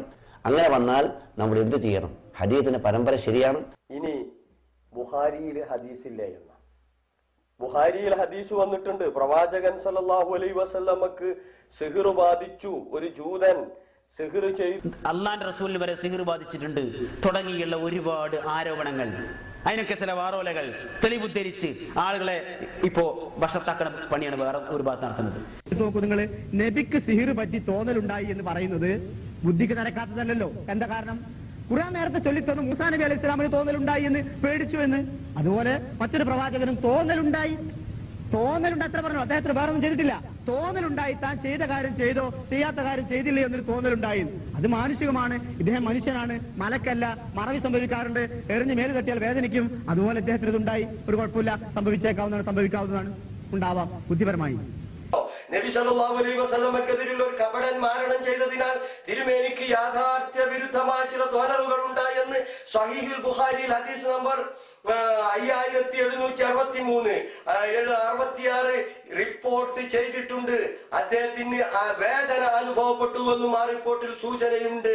നബി സ്വല്ലല്ലാഹു അലൈഹി വസല്ലമക്ക് വിശ്വസ്തരായ റിപ്പോർട്ടർമാരുടെ പരമ്പരയിൽ നിന്ന് ഉദ്ധരിക്കപ്പെട്ട ഹദീസിൽ തെറ്റ് സംഭവിക്കാൻ വളരെ വിദൂരമായ സാധ്യത മാത്രമേ ഉള്ളൂ. സിഹിർ സംബന്ധിച്ച ഹദീസിന്റെ നിവേദക പരമ്പരയിൽ ആക്ഷേപിക്കപ്പെട്ട വ്യക്തികൾ ആരെങ്കിലും ഉള്ളതായി ചൂണ്ടിക്കാണിക്കപ്പെട്ടിട്ടില്ല. ഒരു ഹദീസ് വിശ്വസ്തർ മുഖേനയാണ് ഉദ്ധരിക്കപ്പെട്ടതെങ്കിൽ നമുക്ക് വ്യക്തമായി ബോധ്യപ്പെടാത്തതിന്റെ പേരിൽ അതിനെ തള്ളിപ്പറയുന്നത് നമുക്ക് ദോഷമാകാൻ സാധ്യതയുണ്ട്. നബി സല്ലല്ലാഹു അലൈഹി വസല്ലം യഥാർത്ഥത്തിൽ പറഞ്ഞതോ ചെയ്തതോ അവിടുത്തെ ജീവിതത്തിൽ സംഭവിച്ചതോ ആയ ഒരു കാര്യത്തെ നാം തള്ളിപ്പറയാൻ ഇടയാക്കുന്നത് ഗൗരവമുള്ള വിഷയമാണല്ലോ എന്ന പേരിൽ ശബാബിൽ വന്നൊരു ഉദ്ധരണിയാണ്. മാരണം കബളിപ്പിക്കൽ മാത്രമാണോ എന്ന് 2004 മെയ് 28 ശബാബിൽ വന്നിട്ടുള്ള ആ ചോദ്യോത്തരത്തിന്റെ അവസ്ഥയും ഇത് തന്നെയാണ് എന്ന് വളരെ കൃത്യമായി മനസ്സിലാക്കേണ്ടതുണ്ട്. ഭാര്യാഭർത്താക്കന്മാരെ തമ്മിൽ ഭിന്നിപ്പിക്കുന്ന മാരണം ചില ആളുകൾ പഠിച്ചതിനെ സംബന്ധിച്ചാണ് ഇവിടെ വളരെ ഗൗരവപൂർവ്വം പരാമർശിച്ചതെന്ന് വ്യക്തമാണല്ലോ. നബി സല്ലല്ലാഹു അലൈഹി വസല്ലമക്കെതിരെയുള്ള ഒരു കപടൻ മാരണം ചെയ്തതിനാൽ തിരുമേനിക്ക് യാഥാർത്ഥ്യ വിരുദ്ധമായ ചില തോന്നലുകൾ ഉണ്ടായെന്ന് സ്വഹീഹുൽ ബുഖാരിയിൽ ഹദീസ് നമ്പർ 5763 റിപ്പോർട്ട് ചെയ്തിട്ടുണ്ട്. അദ്ദേഹത്തിന് വേദന അനുഭവപ്പെട്ടു എന്നും ആ റിപ്പോർട്ടിൽ സൂചനയുണ്ട്. ഇപ്പൊ ഷബാബിൽ വരുന്നത് ഇവിടെ ഉദ്ധരിച്ച് ഷബാബില് ചെറിയമുണ്ട് അദ്ദേഹം മദനി ആ ഭക്തി കൈകാര്യം ചെയ്യുന്നുണ്ട്. അപ്പൊ അദ്ദേഹത്തിന് വ്യക്തിപരമായ ചില അഭിപ്രായങ്ങൾ ആ ചോദ്യത്തൊട്ട് കൊടുക്കാറുണ്ട്. ഇപ്പൊ ഷബാബിൽ വരുന്നത് ഇവിടെ ഉദ്ധരിച്ച് ഷബാബില് ചെറിയമുണ്ട് അദ്ദേഹം മദനി ആ ഭക്തി കൈകാര്യം ചെയ്യുന്നുണ്ട്. അപ്പൊ അദ്ദേഹത്തിന് വ്യക്തിപരമായ ചില അഭിപ്രായങ്ങൾ ആ ചോദ്യത്തൊട്ട് കൊടുക്കാറുണ്ട്. ഇനി ഇൻഷാ അല്ലാഹ് ബഹുമാന്യനായ റഊഫ് മൗലവി ആയിരിക്കും കൂടുതൽ നിങ്ങളോട് സംസാരിക്കുക. സമയം കുറച്ചു കൂടുതൽ ആവശ്യമായിട്ട് വരും. കാരണം ഇവിടെ ഉണ്ടാക്കിയിട്ടുള്ള തെറ്റിദ്ധാരണകൾ നീക്കേണ്ടതുണ്ട്. പിന്നെ നമ്മൾ കാണുന്നത് നബി സല്ലല്ലാഹു അലൈഹി വസല്ലമക്ക് ഒരിക്കൽ സിഹർ ചെയ്യപ്പെട്ടതായും ആ സിഹർ നബിക്ക് ഫലിച്ചതായും ഉള്ളൊരു സംഭവമുണ്ട്. തീരുമാനങ്ങൾ മനസ്സുകൊണ്ടെടുക്കുന്നതിന് മുമ്പ് ഞാൻ ആ ഹദീസ് പറയാം. ആയിഷ റളിയല്ലാഹു പറയുന്ന ഒരു വാചകമുണ്ട് ബുഖാരിയിൽ. സഹറ റസൂലുള്ളാഹി സ്വല്ലല്ലാഹു അലൈഹി വസല്ലം റജുലുൻ മിൻ ബനി സുറൈഖ് ഇസ്മുഹു യുഖാലു ലഹു ലബീദ് ബിൻ അസം. ബനൂ സുറൈഖ് ഗോത്രത്തിലെ ഒരു യഹൂദിയായ മനുഷ്യൻ ലബീദ് ബിനുൽ അഅസം എന്ന് പറയുന്ന ഒരു മനുഷ്യൻ നബി സല്ലല്ലാഹു അലൈഹി വസല്ലമക്ക് സിഹ്ർ ചെയ്തു, നബിക്കെതിരെ എന്തോ ചെയ്തു. എന്നിട്ട് എന്താ ഉണ്ടായത്? ഹത്താ യുഖയ്യലു ഇലൈഹി, നബിക്ക് ചിലപ്പോൾ തോന്നി തുടങ്ങി അന്നഹു യഫ്അലു ഷൈ, നബി എന്തോ ചെയ്യുന്നുണ്ടെന്ന്. മാകാന യഫ്അലുഹു, നബി ഇത് ചെയ്തിട്ടുണ്ടായിരുന്നില്ല. ചെയ്യാത്ത ചില കാര്യം ഞാൻ ചെയ്തുവോ എന്നിങ്ങനെ തോന്നുന്നു നബിക്ക്. ചിലപ്പോൾ നബിക്ക് തോന്നി ഇങ്ങനെ ഉണ്ടായി എന്ന് ഹദീസിലുണ്ട്. ഒരു മനുഷ്യൻ നബിക്കെതിരെ സിഹിർ ചെയ്തുവെന്നും അതിന്റെ ഫലം നബിയിൽ ഉണ്ടായി എന്നും ആ ഉണ്ടായ അനുഭവം ചെയ്യാത്തൊരു കാര്യം ഞാനിപ്പോ ചെയ്തോ എന്നിങ്ങനെ തോന്നലുണ്ടായി എന്നും. എന്നിട്ട് ആയിഷ പറഞ്ഞിട്ട് പിന്നീട് പറഞ്ഞു, ആയിഷ അലിംതി അന്നല്ലാഹ അഫ്താനി ഫീമസ്തസ്തൈതുഹു ഫീഹി. ആയിഷ, ഞാൻ നേരത്തെ തന്നോട് പറഞ്ഞില്ലേ എനിക്കൊരു വിഷയത്തിന്റെ വിശദീകരണം കിട്ടാതെ ഞാൻ ഇങ്ങനെ നടക്കുന്നുണ്ട്. പടച്ചവൻ എനിക്ക് അതിന് വഹി തന്നിരിക്കുന്നു, തീരുമാനം തന്നിരിക്കുന്നു. എന്താ ഉണ്ടായ പ്രവാചകരെ? 2 മലക്കുകൾ എന്റെ അരികത്ത് വന്നു. ഒരു മലക്കന്റെ കാലിന്റെ അരികത്തിരുന്നു, ഒരു മലക്കന്റെ തലക്ക് അരികത്തിരുന്നിട്ട് ഈ മലക്കുകൾ തമ്മിൽ സംസാരിക്കാൻ തുടങ്ങി. ഞാൻ കേൾക്കേ. ഒരു മലക്ക് പറഞ്ഞു മദ്ബൂബൻ, ഇയാൾക്കാരോ സിഹിർ ചെയ്തിട്ടുണ്ട് എന്ന് പറഞ്ഞു ഒരു മലക്ക്. അപ്പൊ മറ്റേ മലക്ക് ചോദിച്ചു ആരാണത്? അപ്പൊ ഈ മലക്ക് പറഞ്ഞു ലബീദ് ബിനുൽ അഅസം മിൻ ബനീ സുറൈഖ്, ബനൂ സുറൈഖിൽ ലബീദ് ബിനുൽ അഅസമാണ് ചെയ്തതെന്ന്. ഈ മലക്ക് ചോദിച്ചു എന്തുപയോഗിച്ചിട്ടാ ചെയ്തത്? ഫീ മുസ്കിൻ മുഷാത്തിൻ, കൊഴിഞ്ഞു വീണ മുടിക്കഷ്ണം എടുത്ത് അതിലാണ് ചെയ്തതെന്ന് പറഞ്ഞു. അതെവിടെ ഉള്ളതെന്ന് ചോദിച്ചു മറ്റേ മലക്ക്.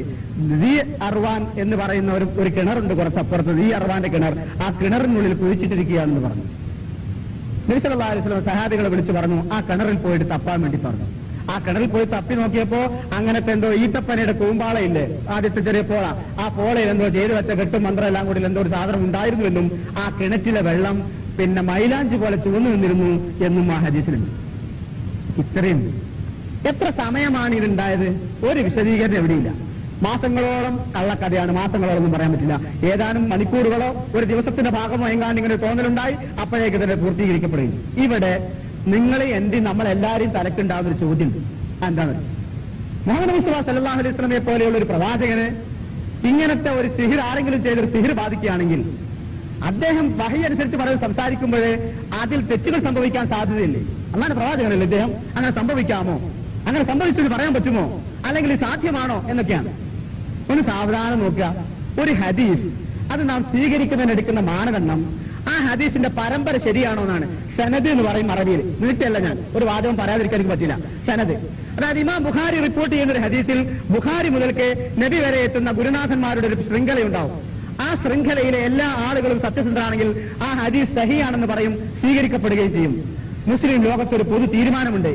സഹീഹുൽ ബുഖാരിയിലും സഹീഹുൽ മുസ്ലിമിലും റിപ്പോർട്ട് ചെയ്യപ്പെട്ട എല്ലാ ഹദീസുകളും സഹീഹാണ്, സ്വീകാര്യോഗ്യമാണ്, എല്ലാ ഹദീസുകളും. എന്നാൽ സഹീഹുൽ ബുഖാരിയിൽ ബുഖാരിയുടെ അഭിപ്രായങ്ങളുണ്ട്. പരമ്പര കൂടാതെ റിപ്പോർട്ട് ചെയ്യപ്പെട്ട വരികളുണ്ട്, അവയെ പറ്റിയല്ല. പരമ്പരയോടുകൂടി റിപ്പോർട്ട് ചെയ്യപ്പെട്ട സകല ഹദീസുകളും സഹീഹാണ് എന്നാണ്. അതുകൊണ്ട് ഈ ഹദീസ് പരമ്പര അടിസ്ഥാനത്തിൽ സഹീഹാണ്. ബുഖാരിയും ഈ ഹദീസ് ഉദ്ധരിക്കുന്നു, മുസ്ലിമും ഉദ്ധരിക്കുന്നു. രണ്ടുപേരും കൂടി ഉദ്ധരിച്ച ഹദീസ് സഹീഹാണ്. പരമ്പര പ്രകാരം ഈ ഹദീസ് തള്ളിക്കളയാൻ പറ്റില്ല. റസൂലുള്ളാഹിക്ക് സിഹിർ ബാധിച്ചിരിക്കുന്നു എന്ന് പറയുന്നവർ എവിടെയുള്ളത്? ഖുർആൻ അവരെ കുറിച്ച് പറഞ്ഞത്. റസൂലുള്ളാഹിക്ക് സിഹിർ ബാധിച്ചു എന്ന് പറയുന്നവർ, റസൂലുള്ളാഹി സിഹിർ ബാധിച്ചവനാണെന്ന് പറയുന്നവർ അക്രമികളാണെന്നും വഴിപിഴച്ചവരാണെന്നുമാണ് ഖുർആൻ പറയുന്നത്. ആ ഖുർആനേക്കാൾ സ്വഹീഹായ ഒരു ഹദീസ് ഉണ്ടാകുമെന്ന് നമ്മൾ വിശ്വസിക്കുന്നില്ല. ആ ഖുർആന് വിരുദ്ധമായി എന്തൊക്കെ ഉദ്ധരണികൾ ആരൊക്കെ വായിച്ചു കൽപ്പിച്ചാലും വിശുദ്ധ ഖുർആന്റെ മുമ്പിൽ നിലനിൽക്കുവാൻ ആ തെളിവുകൾക്ക് സാധ്യമല്ലാത്തതുകൊണ്ട് റസൂലുള്ളാഹിക്ക് സിഹിർ ബാധിച്ചു എന്ന പരാമർശങ്ങളെ നമ്മൾ തള്ളിക്കളയും. എന്നാൽ കേട്ടോ റഊഫ് മദനിക്ക് ഈ വിഷയത്തിലുള്ള കാഴ്ചപ്പാട്, എന്നാൽ കേട്ടോ റഊഫ് മദനിക്ക് ഈ വിഷയത്തിലുള്ള കാഴ്ചപ്പാട്. പിന്നെ ഇപ്പൊ കേൾക്കുന്ന ഒരു വിഷയം എന്താ അറിയോ? ബുഖാരിയിൽ ഖുർആന് നിരക്കാത്ത ഹദീസുകളുണ്ട്. സുബ്ഹാന റബ്ബിൽ അഅ്ലാ. ബുഖാരിയിൽ ബുദ്ധിക്ക് നിരക്കാത്ത ഹദീസുകളുണ്ട്. സാവധാനം ഇരുന്ന് ആലോചിച്ച് നോക്കൂ. സഹീഹുൽ ബുഖാരി എന്ന് പറയുന്ന ഈ ഗ്രന്ഥത്തിലും മുസ്ലിമിന്റെ ഗ്രന്ഥത്തിലും ഖുർആന് നിരക്കാത്ത ഹദീസുകളും ബുദ്ധിക്ക് നിരക്കാത്ത ഹദീസുകളും ഉണ്ടെങ്കിൽ 3 സാധ്യതകളാണ് അത് വരാനുള്ള സാധ്യത. ഒന്ന്, ഇമാം ബുഖാരി മുസ്ലിമിനെ പോലെ ഒരാളെ പറ്റി പറയാം, രണ്ടും കൂടി പറയാൻ ബുദ്ധിമുട്ടാ. ബുഖാരി മനഃപൂർവ്വം ഈ ഹദീസുകൾ അതിൽ ക്രോഡീകരിച്ചു എന്നാ, അല്ലേ? ഇമാം ബുഖാരി അറിഞ്ഞുകൊണ്ട് ബോധത്തോടുകൂടി യുക്തിക്ക് നിരക്കാത്ത ഒരു ഹദീസ്, ഖുർആന് നിരക്കാത്ത ഒരു ഹദീസ് തന്റെ ഗ്രന്ഥത്തിൽ ക്രോഡീകരിച്ചു എന്ന് ഒരു ഹദീസ് ബോധ്യപ്പെട്ടാൽ അയാൾ കള്ളനാണ്, ഉപേക്ഷിക്കപ്പെടേണ്ടവനാ. അയാൾ ഒരൊറ്റ ഹദീസ് സ്വീകരിക്കരുത്, അല്ലേ?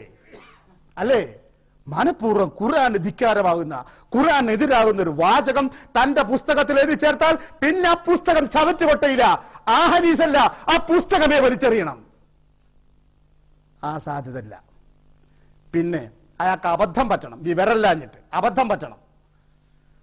ഇമാം ബുഖാരിയെ പറ്റി വിശദീകരിക്കാൻ എനിക്ക് സമയം മതിയാവില്ല. അദ്ദേഹം 23 വർഷക്കാലം ആ ഗ്രന്ഥം സ്വയം പഠിപ്പിച്ചു. ശിഷ്യന്മാരുണ്ടായി, മുഹദ്ദിസുകളായ ശിഷ്യന്മാരാണ് ഉണ്ടായത്. വേറെ പല ഗുരുനാഥന്മാരുടെയും ഹദീസ് പഠിച്ചവരാ ബുഖാരിയിൽ ഇത് പ്രാവീണ്യം നേടാൻ വന്നവര്. ഇവരൊക്കെയും പരിശോധിച്ചിട്ട് പഠിച്ചിട്ട് ഖുർആനെതിരായ ഒരു ഹദീസ് പോലും കണ്ടില്ല. അല്ലെങ്കിൽ ഈ ഹദീസ് ഖുർആനെതിരാന്ന് അവർക്ക് മനസ്സിലായില്ല, ഈ ഹദീസ് ബുദ്ധിക്ക് നിരക്കാത്തെന്ന് അവർക്ക് മനസ്സിലായില്ല. കഴിഞ്ഞ 14 നൂറ്റാണ്ട് കാലം മുസ്ലിം ലോകത്തെ പണ്ഡിതന്മാർ, അതിൽ മുസ്ലിങ്ങളുടെ അഭിപ്രായ വ്യത്യാസത്തിലെ ഷിയാക്കളെ മാറ്റിവെച്ചാൽ ബാക്കിയുള്ള മുസ്ലിം സമുദായത്തിലെ എല്ലാവരും, എല്ലാ പണ്ഡിതന്മാരും ബുഖാരിയുടെ ഹദീസുകളുടെ വിശ്വാസയെ ചോദ്യം ചെയ്യാൻ അംഗീകരിച്ചു. ആക്ഷേപം പറഞ്ഞവർ ബുദ്ധിക്ക് നിരക്കാത്താണ് ആക്ഷേപം പറഞ്ഞില്ല. അവർ പറഞ്ഞ ബുഖാരിയുടെ ചില റിപ്പോർട്ടർമാരെ പറ്റിയാ, അത് അക്കാലത്ത് പറഞ്ഞതിന് മറുപടിയും കൊടുത്തു. ബുഖാരിയുടെ ഏതെങ്കിലും ഒരു ഹദീസ് ബുദ്ധിക്കും ഖുർആനും നിരക്കാത്തതാണെന്ന് ഇക്കാലഘട്ടം വരെ മുസ്ലിം സമുദായത്തിലെ ഒരു പിഴച്ച കക്ഷികൾ പോലും പറഞ്ഞിട്ടില്ല. എന്താ പറഞ്ഞേ?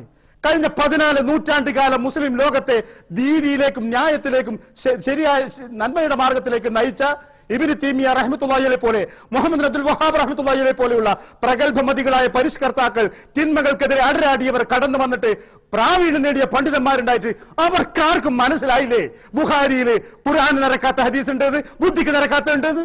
അവർ ആരും കാണാതെ പോയോ? അവരൊക്കെ സർവാത്മന അംഗീകരിച്ചെങ്കിൽ അത് മതി ഉറപ്പിന് പടച്ചവന്റെ മുമ്പിൽ. എന്താ ഉറപ്പെന്നറിയോ? അവർ പരിശോധിച്ച് പഠിച്ച ഗ്രന്ഥമാ. ഇതൊരു അൽമാരിയിൽ ഇരിക്കുന്ന മ്യൂസിയത്തിലെ ഗ്രന്ഥമല്ല, ഇന്നും എന്നും പഠിപ്പിക്കപ്പെടുന്ന ഗ്രന്ഥ. അവരാരും പറഞ്ഞിട്ടില്ല വിശുദ്ധ ഹദീസിന്റെ ബുഖാരിയുടെ ഗ്രന്ഥത്തിൽ ഖുർആൻ നിരക്കാത്തതും ഹദീസിന് പിന്നെ ബുദ്ധിക്ക് നിരക്കാത്തതുണ്ട്. ഇപ്പൊ ആർക്കെങ്കിലും അങ്ങനെ തോന്നുന്നുണ്ടെങ്കിൽ അയാൾ സ്വയം ചികിത്സിക്കണം തന്നെ. ആ ബോധമുള്ളവർ അവരെ പറ്റി ചികിത്സിക്കണം. എന്നിട്ട് ആക്ഷേപങ്ങൾ ചൊരിയും മുമ്പേ അവരോടൊരു അപേക്ഷയുണ്ട്. ആ കിതാബ് എടുത്ത് മുന്നിൽ വെച്ച് ആ കിതാബിൽ നിങ്ങൾ ആക്ഷേപിക്കുന്ന ഹദീസുകൾ എടുത്തു വെച്ചിട്ട് ഈ ഹദീസിന്റെ പരമ്പരയുടെ അവസ്ഥ എന്താണ്, പൂർവികന്മാർ ഈ ഹദീസുകൾക്ക് എന്ത് വിശദീകരണമാണ് നൽകിയത് എന്ന് പഠിക്കാൻ ശ്രമിക്കണം. അത്രയത് പറഞ്ഞു. മൂന്നാമതൊരു സാധ്യതകൾ എന്താ അറിയോ? ബുഖാരി ഒരു കക്ഷിത്വത്തിന്റെ ആളാണെങ്കിൽ, ഒരു മദ്ഹബിന്റെ ആളാണെങ്കിൽ അയാൾ ഒരു പക്ഷേ തന്റെ കക്ഷിത്വത്തിലേക്ക് ആളെ കൂട്ടാൻ വേണ്ടി കള്ളം പറഞ്ഞുണ്ടാക്കിയേക്കാം. പക്ഷെ ബുഖാരി അതല്ല. ബുഖാരിയെ ഒരു രാജാവും സ്പോൺസർ ചെയ്തിട്ടില്ല. ഇമാം മാലിക്കിന്റെ മുവത്ത സ്പോൺസർ ചെയ്യാൻ എന്ന് വെച്ചാൽ അത് സർക്കാരിന്റെ രാജ്യത്തിന്റെ അംഗീകൃത ഗ്രന്ഥമാക്കി മാറ്റാൻ ഖലീഫമാർ തയ്യാറായിരുന്നു. അബൂ ഹനീഫയെ സർക്കാരിന്റെ മുഫ്തിയാക്കി മാറ്റാൻ ആ ജാതി ഒരു ശ്രമവും ബുഖാരിക്ക് നേരെ ഉണ്ടായിട്ടില്ല. ഒരു പാവം മനുഷ്യൻ ഈ അർത്ഥത്തിൽ ഖലീഫമാരുടെ താല്പര്യങ്ങൾ സംരക്ഷിക്കാനോ ഒരു സംഘടനയുടെയോ കക്ഷിത്വത്തിന്റെയോ വ്യക്തിയാവാതെ പടച്ചവന്റെ പ്രവാചകന്റെ ചര്യകൾ പിൻതലമുറകൾക്ക് നഷ്ടപ്പെടാതിരിക്കട്ടെ എന്ന് വിചാരിച്ചിട്ട് തന്റെ ജീവിതം മുഴുവൻ അതിനുവേണ്ടി ത്യജിച്ച് അധ്വാനിച്ച് കുറ്റമറ്റ രീതിയിൽ ആ മനുഷ്യൻ ചെയ്ത ത്യാഗത്തിന്റെ അത് പടച്ചവന് കബൂലായി എന്നതിന്റെ രേഖയാണ് ഈ കാലഘട്ടം വരെ അതിന് ലഭിച്ചുകൊണ്ടിരിക്കുന്ന അംഗീകാരം. അതുകൊണ്ട് ഇതൊരു കക്ഷിത്വത്തിന്റെ വാക്കല്ല ഞാൻ പറഞ്ഞു. എനിക്ക് വേറെ ഇതൊന്നുമില്ല. നമ്മൾ പഠിച്ചു വെക്കുക, സമാധാനത്തോടെ നിൽക്കുക. ബുഖാരിയിലും മുസ്ലിമിലും ഖുർആൻ നിരക്കാത്തതായിട്ടൊന്നുമില്ല, ബുദ്ധിക്ക് നിരക്കാത്തതില്ല. അങ്ങനെ വല്ലതും ഉണ്ടെങ്കിൽ വേണമെങ്കിൽ മറ്റു ചില ക്ലാസ്സുകൾ ഞാൻ വിശദീകരിച്ചു തരാം. ആക്ഷേപം പറയപ്പെടുന്നവയും അതിന് വിശദീകരണം. മുഹമ്മദ് നബിക്ക് സിഹിർ വലിച്ചു എന്ന് പറഞ്ഞ സെനദിന് എന്താണ് പോക്ക? കാരണം ഇഷാമുൻ അൻ അബീന്റെ സെനദ് നിരുപാധികൾ സ്വീകരിക്കാൻ പറ്റുമ്പോൾ ഷാഫി അബൂബ പറയുന്നുണ്ട്. റസൂലിനൊക്കെ സിഹിർ ബാധിച്ചു എന്ന പരാമർശങ്ങളെ നമ്മൾ തള്ളിക്കളയും. അള്ളാന്റെ റസൂലിന് വരെ സിഹിർ ബാധിച്ചിട്ടുണ്ട് തുടങ്ങിയുള്ള ഒരുപാട് ആരോപണങ്ങൾ, അതിനൊക്കെ ചില വാറോലകൾ തെളിവുദ്ധരിച്ച് ആളുകളെ ഇപ്പോ വശത്താക്കണ പണിയാണ് വേറെ ഒരു ഭാഗത്ത് നടക്കുന്നത്. നമുക്ക് ബുഖാരി ഒരു കച്ചറ ബുക്കാവാനോ സംസാരിക്കുന്ന കേട്ടാൽ ഇവൻ അറിയോ എന്താണ് ഈ കിതാബിന്റെ ഉള്ളിലുള്ളത് എന്ന്? വായിച്ച് പഠിച്ചിട്ടുണ്ടോ അതിലെ മുത്തും ചിന്തയും എന്താണെന്ന്? അതിലെടുത്ത ത്യാഗത്തിന്റെ ആഴമല്ലതും അറിയോ? ബുഖാരിയെ പറ്റി പുച്ഛിക്കുന്നവന്റെ സംസാരം കേട്ടാൽ അതിലൊരൊറ്റ ഹദീസും ലൈഫില്ല. അദ്ദേഹം പറഞ്ഞാലും പൊളിയ, എത്ര വലുപ്പത്തിൽ പറഞ്ഞാലും അതിൽ ക്രോഡീകരിക്കപ്പെട്ട ഹദീസുകൾ ഹദീസിന്റെ നിദാന ശാസ്ത്ര തത്വപ്രകാരം അവർ പരിശോധിച്ച് ഉറപ്പുവരുത്തിയതാ. അതിനെതിരെ സംസാരിക്കരുത്. അതളക്കുക എന്നുള്ളത് ഇസ്ലാമിന്റെ ശത്രുക്കളെ പണിയാ. ഏറ്റെടുക്കുക മുസ്ലിങ്ങളെ പണി. ഞങ്ങൾ സംഘടനാ തലത്തിൽ അങ്ങനെ ആദർശത്തിന്റെ കാര്യത്തിൽ ഒരു ഏറ്റുമുട്ടലുമില്ല. ഞങ്ങൾക്കിടയിൽ ആദർശ തലത്തിൽ എല്ലാവർക്കും ഒരേ അഭിപ്രായമാണുള്ളത്. ഇത് വസ്തുതയാണ്. ഈ വിഷയത്തിൽ മുജാഹിദ് പ്രസ്ഥാനത്തിന് CP Umar Sullami general secretary ആയിട്ടുള്ള മുജാഹിദ് പ്രസ്ഥാനത്തിന് ഒരേ ഒരു നിലപാടേ ഉള്ളൂ. ഞങ്ങൾ വേണമെങ്കിൽ എഴുതാ ശബാബ് എഴുതി തന്നെ ഞങ്ങൾക്ക് സീറ് വലിച്ചൂല, അത് ദുർബല വിശ്വാസിക്കേ വലിച്ചുള്ളൂ എന്ന് പറഞ്ഞിട്ട് അടുത്ത ശബാബിലാണെങ്കിൽ ഞാൻ എഴുതി റിപ്പോർട്ട് ചെയ്തു. അത് നിങ്ങൾ അൽമനാറൊന്ന് എഴുതിയിരിക്കും. ഞങ്ങൾ വേണമെങ്കിൽ എഴുതാ ശബാബ് എഴുതി തന്നെ ഞങ്ങൾക്ക് സീറ് വലിച്ചൂല, അത് ദുർബല വിശ്വാസിക്കേ വലിച്ചുള്ളൂ എന്ന് പറഞ്ഞിട്ട് അടുത്ത ശബാബിലാണെങ്കിൽ ഞാൻ എഴുതി റിപ്പോർട്ട് ചെയ്തു. അത് നിങ്ങൾ അൽമനാറൊന്ന് എഴുതിയിരിക്കും. പിന്നെ എന്നൊക്കെ ഇപ്പൊ സാറിന്റെ ലേഖനം ശബാബില് രണ്ടിലൊക്കെ ഞാൻ ഓലിങ്ങനെ പ്രസിദ്ധീകരിക്കൂല, ഞാൻ കൊടുക്കലുണ്ട്. ഓലിങ്ങനെ മാറ്റിയൊക്കെ വെച്ചാ അങ്ങനെ അതായപ്പോ വിഷം വന്നത്. ഞാൻ ശബാബിൽ വരാത്തന്നൊക്കെ ലേഖനം കൊടുക്കലുണ്ട്. ഓല് ഏത് ലേഖനം ഇല്ലെങ്കിൽ പ്രസിദ്ധീകരിക്കും. അത്ര അപ്പൊ രണ്ടാമത്തെ ഉള്ളില് കുറച്ച് ചെറിയ മുണ്ടത്തിന്റെ ആശയക്കാരുണ്ട്. ഏതായാലും ഈ ആഴ്ച കൊടുത്തിക്കണോല്ലേ? യേശ അങ്ങനുണ്ട്. യേശ നല്ല സാറാ. ഞാനിപ്പോ ഒരു 15 ലക്കത്തേക്കുള്ള ലേഖനം എഴുതി വെച്ചിട്ടുണ്ട്. അല്ല ഇപ്പൊ ഞമ്മക്കിപ്പോ ഇത് അവർക്ക് കാര്യമായിട്ട് ഇപ്പൊ കണ്ടെത്തുന്ന സാറ് മാത്രമേ ഉള്ളൂ. അതെ, അത് നിങ്ങളൊക്കെ വിളിച്ച് പറയുന്ന സഭാവൊക്കെ അതിനോട് വലിയ താല്പര്യമല്ല. ഇന്ത്യ ലേഖനത്തോട് ഓർക്ക് വേണ്ടാത്ത ബഡായി ലേഖനത്തോടൊക്കെ താല്പര്യം. ഓർക്കിപ്പോ ഇത് കുറച്ച് ഞമ്മ ആദർശമല്ലേ വലുത്. അതെ, ആദർശമാണ് വലുത്. അതിനാ മുൻഗണന നൽകേണ്ടത്. അപ്പൊ ശബാബിൽ തന്നെ ഇപ്പൊ സാറിന്റെ ലേഖനക്ക് എതിരുള്ള ആൾക്കാരുണ്ടല്ലേ? എന്തെന്നോ ഒരു ഒരിക്കല് നിർത്തി വെക്കണം എന്ന് വരെ പറഞ്ഞിട്ടാണ് ശബാബിലെ കുറെ ആളുകള് തന്നെ സാറിന്റെ ലേഖന. അയ്യോ അത് അങ്ങനെ അതാണ്. അത് നമ്മളിലും കുറച്ചിതുണ്ട്. ഈ ആദർശത്തോട് താല്പര്യം ഇല്ലാതെ ഇങ്ങനെ വലായി ഇങ്ങനെ ഇതൊക്കെ ഉള്ള ഇതിനോട് താല്പര്യമുള്ള ആളുകള് തന്നെ. നമ്മള് സാറിന്റെ പിന്നെ ഇസ്ലാം പിന്നെ പുറത്തിറങ്ങുന്നില്ല. എന്തെങ്കിലും നിന്ന് ഇനിയിപ്പോ നോക്കണം ഇൻഷാ അല്ലാഹ്. അല്ലാതെ രക്ഷയില്ലായി. സ്വന്തം എന്തേലും മാറ്റി ഇറക്കിക്കാനായിട്ട് മടവൂരികൾ തമ്മിൽ ഏറ്റുമുട്ടുകയാണ് എന്നാണല്ലോ പറഞ്ഞത്. ഞങ്ങൾ സംഘടനാ തലത്തിൽ അങ്ങനെ ആദർശത്തിന്റെ കാര്യത്തിൽ ഒരു ഏറ്റുമുട്ടലുമില്ല. ഞങ്ങൾക്കിടയിൽ ആദർശ തലത്തിൽ എല്ലാവർക്കും ഒരേ അഭിപ്രായമാണുള്ളത്. ഇത് വസ്തുതയാണ്. അവനാണ് സംഭവിച്ച വ്യതിയാനം വരെ അറിഞ്ഞിട്ടില്ല. സ്വന്തം കണ്ണിൽ തറച്ചു നിൽക്കുന്ന വലിയ കോലി പറിച്ചെടുത്തിട്ട് പോരെ ആരാന്റെ കണ്ണിൽ കരടുണ്ടോ നോക്കാൻ. മുട്ടും കയ്യിൽ ഇവിടുത്തെ കീപ്പെട്ടില്ല, എന്നിട്ട് മറ്റോന് ചെറുവരലുണ്ടോ നോക്കണം. ആ കോലത്തിലാ അവനാണ് സംഭവിച്ച വ്യതിയാനം വരെ അറിഞ്ഞിട്ടില്ല. സ്വന്തം കണ്ണിൽ തറച്ചു നിൽക്കുന്ന വലിയ കോലി പറിച്ചെടുത്തിട്ട് പോരെ ആരാന്റെ കണ്ണിൽ കരടുണ്ടോ നോക്കാൻ. മുട്ടും കയ്യിൽ ഇവിടുത്തെ കീപ്പെട്ടില്ല, എന്നിട്ട് മറ്റോന് ചെറുവരലുണ്ടോ നോക്കണം. ആ കോലത്തിലാ ഇവരുടെ മുന്നിൽ നിസ്സഹായരായി നോക്കി നിൽക്കുന്ന, ഇവരെ നിയന്ത്രിക്കാൻ പോലും ആവാതെ അതേസമയം ഈ വാദങ്ങൾ അംഗീകരിക്കാൻ പോലും ആവാതെ നിലകൊള്ളുന്ന ഇവരുടെ നേതൃത്വവും ഒരു ദയനീയ കാഴ്ചയായി മാറുകയാണ്. മുസ്ലിം സമൂഹത്തിനൊരു പൊതു തീരുമാനം ഉണ്ടായിരുന്നു. എന്താ അറിയോ? ആ സുന്നത്തുകൾ സ്വീകരിക്കണം. ഹദീസിന്റെ കിതാബുകളിലാണ് സുന്നത്ത്. ഇതിന്റെ ഹദീസിന്റെ കിതാബുകൾ ഒട്ടനവധിയുണ്ട്. ഖുർആൻ പോലെ ഒരു പുസ്തകമല്ല, ഒട്ടനവധിയുണ്ട്. അതിലവർ 2 ഗ്രന്ഥങ്ങൾക്ക് പ്രാധാന്യം കൽപ്പിച്ചു. ഇമാം ബുഖാരിയുടെയും മുസ്ലിമിന്റെയും ഗ്രന്ഥങ്ങളിൽ ഒരു ഹദീസ് ബുഖാരിയിലുമുണ്ട് മുസ്ലിമിലുമുണ്ട് എങ്കിൽ ആ മുസ്ലിം ലോകം അങ്ങ് സ്വീകരിച്ചു, അത് സത്യമാണത് എന്നങ്ങ് സ്വീകരിച്ചു. 2ാം സ്ഥാനത്ത് അവർ നൽകി ബുഖാരിയിലുണ്ടെങ്കിൽ അതിന് പ്രാധാന്യം കൊടുക്കണമെന്ന് പറഞ്ഞു. 3ാം സ്ഥാനത്ത് മുസ്ലിമിലുണ്ടെങ്കിൽ പ്രാധാന്യം കൊടുക്കണമെന്ന് പറഞ്ഞു. ബുഖാരിയിലും മുസ്ലിമിലും രണ്ടിലും കൂടിയോ ബുഖാരിയിലോ മുസ്ലിമിലോ മാത്രം റിപ്പോർട്ട് ചെയ്യപ്പെട്ട ഹദീസുകൾ സംശയാതീതമായി തെളിയിക്കപ്പെട്ടതാണെന്നും സ്വീകരിക്കാൻ വിശ്വാസയോഗ്യമാണെന്നും ഉറപ്പിച്ചുകൊണ്ട് മുസ്ലിം ലോകം തീരുമാനിച്ചു വന്നു കഴിഞ്ഞ കാലഘട്ടങ്ങളിൽ. ഇനി ബുഖാരിയിൽ ഹദീസില്ല എന്ന ബുഖാരിയിൽ ഹദീസ് വന്നിട്ടുണ്ട്. പ്രവാചകൻ സല്ലല്ലാഹു അലൈഹി വസല്ലമക്ക് സിഹ്ർ ബാധിച്ചു, ഒരു ജൂതൻ സിഹ്ർ ചെയ്തു എന്നതിനെ കുറിച്ച് ബുഖാരിയിലും മുസ്ലിമിലും ഹദീസ് വന്നിട്ടുണ്ട്. റസൂലുള്ളാഹിക്ക് സിഹ്ർ ബാധിച്ചു എന്ന പരാമർശങ്ങളെ നമ്മൾ തള്ളിക്കളയും. റസൂലുള്ളാഹിക്ക് സിഹ്ർ ബാധിച്ചിരിക്കുന്നു എന്ന് പറയുന്നവർ എവിടെയുള്ളത്?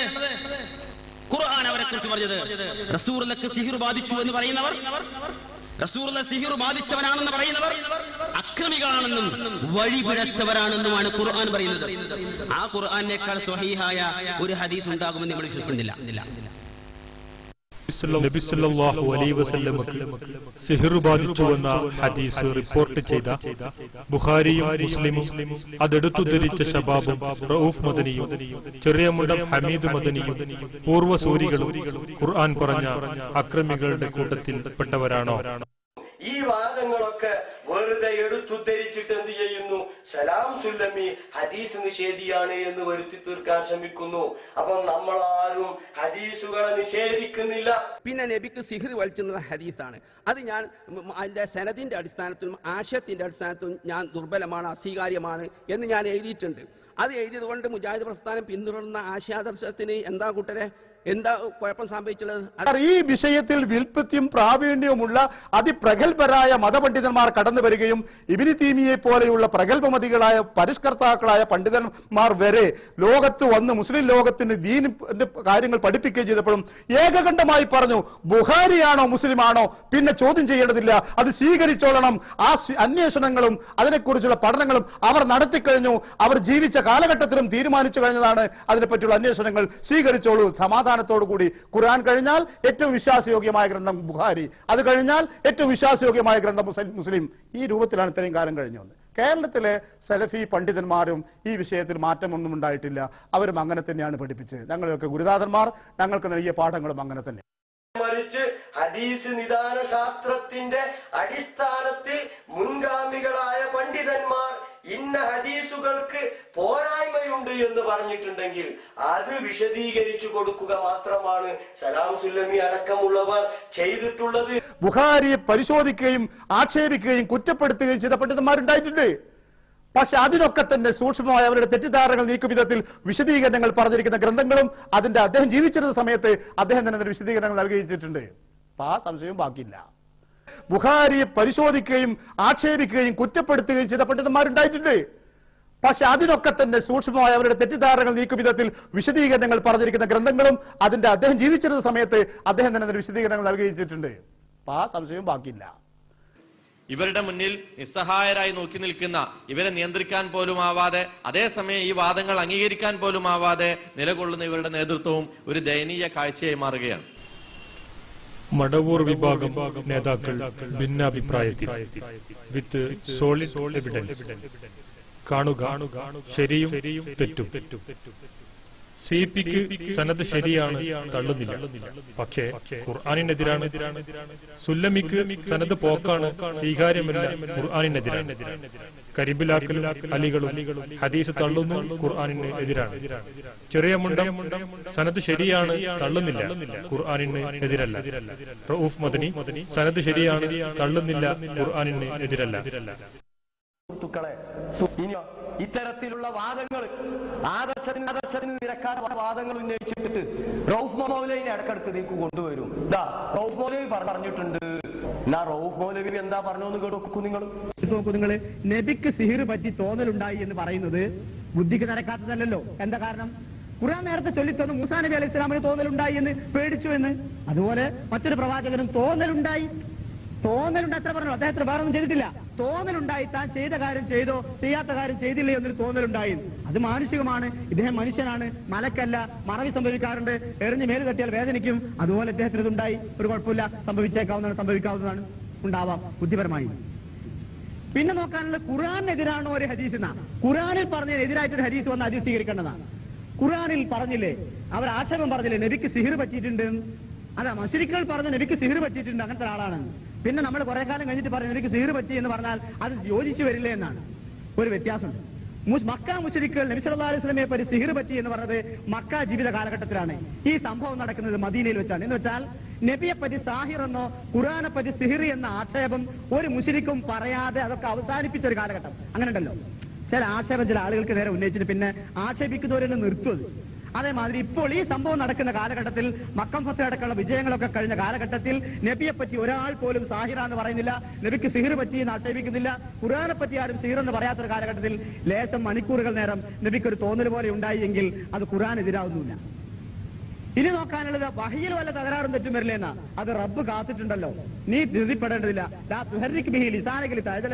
ഇന്ന അലൈന ജംഅഹു വ ഖുർആന ഫൈദാ ഖറൈനാഹു ഫത്തബി ഖുർആന സുമ്മ ഇന്ന അലൈന ബയാന. നീ എന്തിനാ നാവിട്ട് ചലിപ്പിക്കുന്നത് വഹി വേഗം പഠിക്കാൻ വേണ്ടി?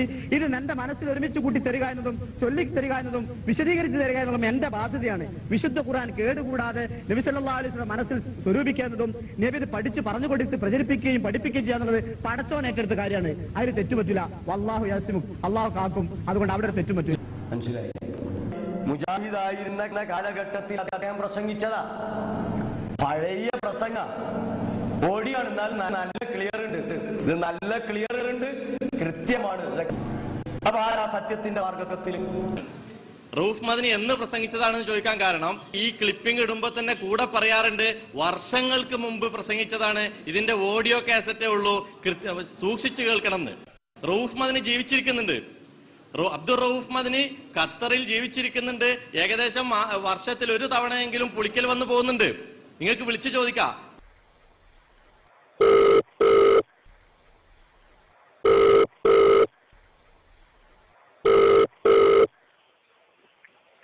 ഹലോ, അസ്സലാമു അലൈക്കും. ഉസ്താദേ, നബി സല്ലല്ലാഹു അലൈഹി വസല്ലമയ്ക്ക് സിഹർ ബാധിച്ചെന്ന് പറയുന്ന ബുഖാരിയിലെ ഹദീസ് ഇല്ലേ? അതെ, അതിൽ നിന്ന് പല ആളുകളും തള്ളിക്കളയണം ഉസ്താദ്. ഇതിനെ കുറിച്ച് എന്താണ് ഉസ്താദ് പറയാനുള്ളത്? അതൊക്കെ അല്ലാന്ന് ഒരാൾക്ക് പ്രത്യേകിച്ച് ന്യായമുണ്ടല്ലോ. ഓർക്കുമ്പോ ഞാൻ ഡയറക്റ്റ് തള്ളാന് അങ്ങനെ തള്ളാൻ പറ്റിയ ഹദീസാണോ ഉസ്താദ് അത്? ബുഖാരിയുടെ ഹദീസുകളൊക്കെ സഹിയല്ല, നമ്മൾ തള്ളുന്നു. തള്ളാൻ പറ്റൂലേ? ഇല്ല. അപ്പൊ പിന്നെ നബി സല്ലല്ലാഹു അലൈഹി വസല്ലമയ്ക്ക് സിഹർ ബാധിച്ചെന്ന് പറയുന്ന ഹദീസിനെ തള്ളിയിട്ടുണ്ടോ ഉസ്താദ് നമ്മളെ തിരുവനന്തപുരത്ത്, കേരളത്തില്? അത് എനിക്കറിയാം, അങ്ങനൊരു ഒഴിവുണ്ട് ഇപ്പൊക്കെ എനിക്കറിയാം. പക്ഷെ നമ്മളിപ്പോ എന്താ ചെയ്യാ, ഇവര് നമ്മളെക്കാളും പ്രഗത്ഭരായവരും ഹദീസിന്റെ മാനദണ്ഡം പഠിച്ചവരുമായ ആൾക്കാരാണ്. ഇപ്പൊ ഹദീസ് പിന്നെ സഹീൽ ബുഖാരിയിൽ എഴുതി വെച്ച ബുഖാരി എന്ന് പറഞ്ഞാൽ ആ നിലയ്ക്ക് കഴിവുള്ള ആളുകളാണ്. അത് കഴിഞ്ഞ ഇത്രയും നൂറ്റാണ്ടിനിടയിൽ മുസ്ലിം ലോകത്ത് വന്ന നമ്മളൊക്കെ ബഹുമാനത്തോടു കൂടി പറയുന്ന തെറ്റുകളായ പണ്ഡിതന്മാരാരും ആ ഹദീസിനൊന്നും ചോദ്യം ചെയ്യാൻ പോയില്ല. ബുഖാരിയുടെ ഹദീസുകളിൽ ആക്ഷേപം പറയപ്പെട്ടിട്ടുണ്ട്, ബൈഹക്കിയൊക്കെ ആക്ഷേപമുണ്ട്. അദ്ദേഹം ഈ ഹദീസിനെ പറ്റിയൊന്നും പറഞ്ഞില്ല. ഇന്നലെ കേരളത്തിലെ നമ്മളെ സെലഫി നേതൃത്വം നൽകിയ പണ്ഡിതന്മാരും നിസ്സാരന്മാരൊന്നുമല്ല. അവരും ഈ ഹദീസൊക്കെ പഠിപ്പിച്ചത്. ഞാനൊക്കെ ജമീയത്തുലമയുടെ കോളേജിലാണ് പഠിച്ചത്. അവരൊക്കെയാണ് ഈ ഹദീസ് ഞങ്ങൾക്ക് പഠിപ്പിച്ചു തന്നത്. അപ്പൊ അത് ഖുർആാനെതിരെ നിരക്കാത്തതോ ബുദ്ധിക്ക് നിരക്കാത്ത ഒരു കാര്യമാണെങ്കിൽ ഓരെന്നെ ന്യായം പറഞ്ഞിട്ടുണ്ട്. എന്താണ് എന്റെ അത് സ്വീകരിക്കാനുള്ള കാരണം എന്താന്നുള്ളത് കേരളം തള്ളുന്നതിന് യാതൊരു ന്യായം കാണില്ല. ഇപ്പൊ തള്ളിനിപ്പോ നമ്മളെന്താ ചെയ്യാ? ആ നബിക്ക് സിഹർ ബാധിച്ചെന്ന് പറഞ്ഞ ഹദീസ് ഖുർആന് എതിരാണെന്നാണ് അവർ പറയുന്നത്. ഖുർആനെതിരാണെന്ന് പറഞ്ഞാലുണ്ടാകുന്നൊരു വിഷമം ഇത് കാര്യം. ഈ ഇമാം ബുഖാരി എന്ന് പറയുന്ന ഈ വലിയ മനുഷ്യനുണ്ടല്ലോ, അയാൾ ഇത് മനസ്സിലാക്കാതെ എഴുതി വെച്ചതാണോ? എങ്കിൽ ഇയാള് പണിക്ക് കൊള്ളൂല. അതല്ല, മനഃപൂർവ്വം അയാൾ എഴുതിയെന്നാണോ? എന്നാ അയാളെ തീരെ വിശ്വസിക്കാൻ കൊള്ളൂല. അയാൾ ഈ ഹദീസ് മാത്രമല്ല ഒരു ഹദീസ് എടുക്കാൻ പറ്റൂല. അതും ഒരു പോയിന്റാണ്. ഒന്ന് പിന്നെ ഞാൻ പറഞ്ഞില്ല, ഈ കഴിഞ്ഞ നൂറ്റാണ്ടുകൾക്കിടയിൽ കേരളത്തിൽ മാത്രമല്ല ലോകത്തൊന്നായിട്ട് ബുഖാരിയുടെയും മുസ്ലിമിന്റെ ഹദീസുകളോട് മുസ്ലിം ലോകത്തെ ആ വിഷയത്തിൽ സീറ്റിൽ പേരുള്ള ഒരാളത് പറയേണ്ടത്. ഹദീസിന്റെ ശരിയും ശരികേടും പറയേണ്ടത് ഹദീസിന്റെ നിദാന ശാസ്ത്രവും അതിന്റെ ചരിത്രവും അതിന്റെ കാര്യങ്ങൾ അവഗാഹം നേടിയ ആൾക്കാരാണ്. ആ ആളുകൾ ലോകത്ത് നൂറുകണക്കിന് കഴിഞ്ഞു പോയിട്ടുണ്ട്. കഴിഞ്ഞ കാലങ്ങളിൽ ഒരാൾ പോലും ഈ ഹദീസിന്റെ സത്യസന്ധതയെ ചോദ്യം ചെയ്തിട്ടില്ല. നമ്മളെ നാട്ടിൽ മുഹദ്ദിസ് എന്ന് വിളിക്കാവുന്ന ഒരു പണ്ഡിതൻ ഇപ്പുണ്ടെങ്കിൽ എനിക്ക് തോന്നുന്നില്ല. ഒരു മുഹദ്ദിസ് അതിനെ പറ്റി പറയുമ്പോൾ ഹദീസിന്റെ നിദാന ശാസ്ത്രത്തെ കുറിച്ചുള്ള അവഗാഹ പാണ്ഡിത്യത്തിൽ ഉടലെടുക്കുന്ന ഒരാളെ മുഹദ്ദിസ് വരാം. അങ്ങനത്തെ ഒരാളാണ് ഈ ഹദീസിനെ പറ്റി സംസാരിക്കുന്നത്. അത്ര ആളില്ല, അതിന് അത്ര ആളുകൾ തള്ളിക്കളയാവുന്ന. എന്നാൽ നബിക്ക് സഹർ ബാധിച്ച് ചെയ്യാത്തവരെ കാര്യങ്ങൾ ചെയ്തതായി തോന്നി, അങ്ങനെ തോന്നിയിരുന്നു എന്ന് ആയിഷ റളിയല്ലാഹു കൂടെ വന്ന ഏതാനും ഹദീസുകളുണ്ട്. ഇനി ബുഖാരിയിലെ ഹദീസില്ല എന്ന ബുഖാരിയിൽ ഹദീസ് വന്നിട്ടുണ്ട്. പ്രവാചകൻ സല്ലല്ലാഹു അലൈഹി വസല്ലമക്ക് സിഹർ ബാധിച്ചു, ഒരു ജൂതൻ സിഹർ ചെയ്തു എന്നതിനെ കുറിച്ച് ബുഖാരിയിലും മുസ്ലിമിലും ഹദീസ് വന്നിട്ടുണ്ട്. നോക്കൂ നിങ്ങൾ, നബിക്ക് സിഹർ പറ്റി തോന്നലുണ്ടായി എന്ന് പറയുന്നത് ബുദ്ധിക്ക് നിരക്കാത്തതല്ലോ. എന്താ കാരണം? ഖുർആൻ നേരത്തെ ചൊല്ലിത്തന്നു മൂസാ നബി അലൈഹി സ്വലാമിന് തോന്നലുണ്ടായി എന്ന് പേടിച്ചു എന്ന്. അതുപോലെ മറ്റൊരു പ്രവാചകനും തോന്നലുണ്ടായി അത്ര പറഞ്ഞു. അദ്ദേഹത്തിന് വേറെ ഒന്നും ചെയ്തിട്ടില്ല. തോന്നലുണ്ടായി, താൻ ചെയ്ത കാര്യം ചെയ്തോ ചെയ്യാത്ത കാര്യം ചെയ്തില്ലേ എന്നൊരു തോന്നലുണ്ടായി. അത് മാനുഷികമാണ്. ഇദ്ദേഹം മനുഷ്യനാണ്, മലക്കല്ല. മറവി സംഭവിക്കാറുണ്ട്, എറിഞ്ഞ് മേല് തട്ടിയാൽ വേദനിക്കും. അതുപോലെ ഇദ്ദേഹത്തിന് ഇതുണ്ടായി, ഒരു കുഴപ്പമില്ല, സംഭവിക്കാവുന്നതാണ്, ഉണ്ടാവാം ബുദ്ധിപരമായി. ഇതേ രീതിയിൽ തന്നെയാണ് 2005 ജനുവരി 21 സിഹറും ഹദീസും എന്ന വിഷയത്തിൽ പി അബ്ദുറഹ്മാൻ വെള്ളയിൽ ചോദിച്ചതിന് ഷബാബിൽ ചെറിയ മുണ്ട നൽകിയിട്ടുള്ള ഉത്തരം. ഇപ്പൊ ഷബാബിൽ വരുന്നത് ഇവിടെ ഉദ്ധരിച്ച് ഷബാബില് ചെറിയ മുണ്ട് അബ്ദുൽ ഹമീദ് മദനി ആ ഭക്തി കൈകാര്യം ചെയ്യുന്നുണ്ട്. അപ്പൊ അദ്ദേഹത്തിന് വ്യക്തിപരമായ ചില അഭിപ്രായങ്ങൾ ആ ചോദ്യത്വത്തെ കൊടുക്കാറുണ്ട്. എന്നാൽ കേട്ടോ റഊഫ് മദനിക്ക് ഈ വിഷയത്തിലുള്ള കാഴ്ചപ്പാട് ഇനി ഇൻഷാ അല്ലാഹ് ബഹുമാന്യനായ റഊഫ് മൗലവി ആയിരിക്കും കൂടുതൽ നിങ്ങളോട് സംസാരിക്കുക. സമയം കുറച്ചു കൂടുതൽ ആവശ്യമായിട്ട് വരും. കാരണം ഇവിടെ ഉണ്ടാക്കിയിട്ടുള്ള തെറ്റിദ്ധാരണകൾ നീക്കേണ്ടതുണ്ട്. പിന്നെ നമ്മൾ കാണുന്നത് നബി സല്ലല്ലാഹു അലൈഹി വസല്ലമക്ക് ഒരിക്കൽ സിഹ്ർ ചെയ്യപ്പെട്ടതായും ആ സിഹ്ർ നബിക്ക് ഫലിച്ചതായും ഉള്ളൊരു സംഭവമുണ്ട്.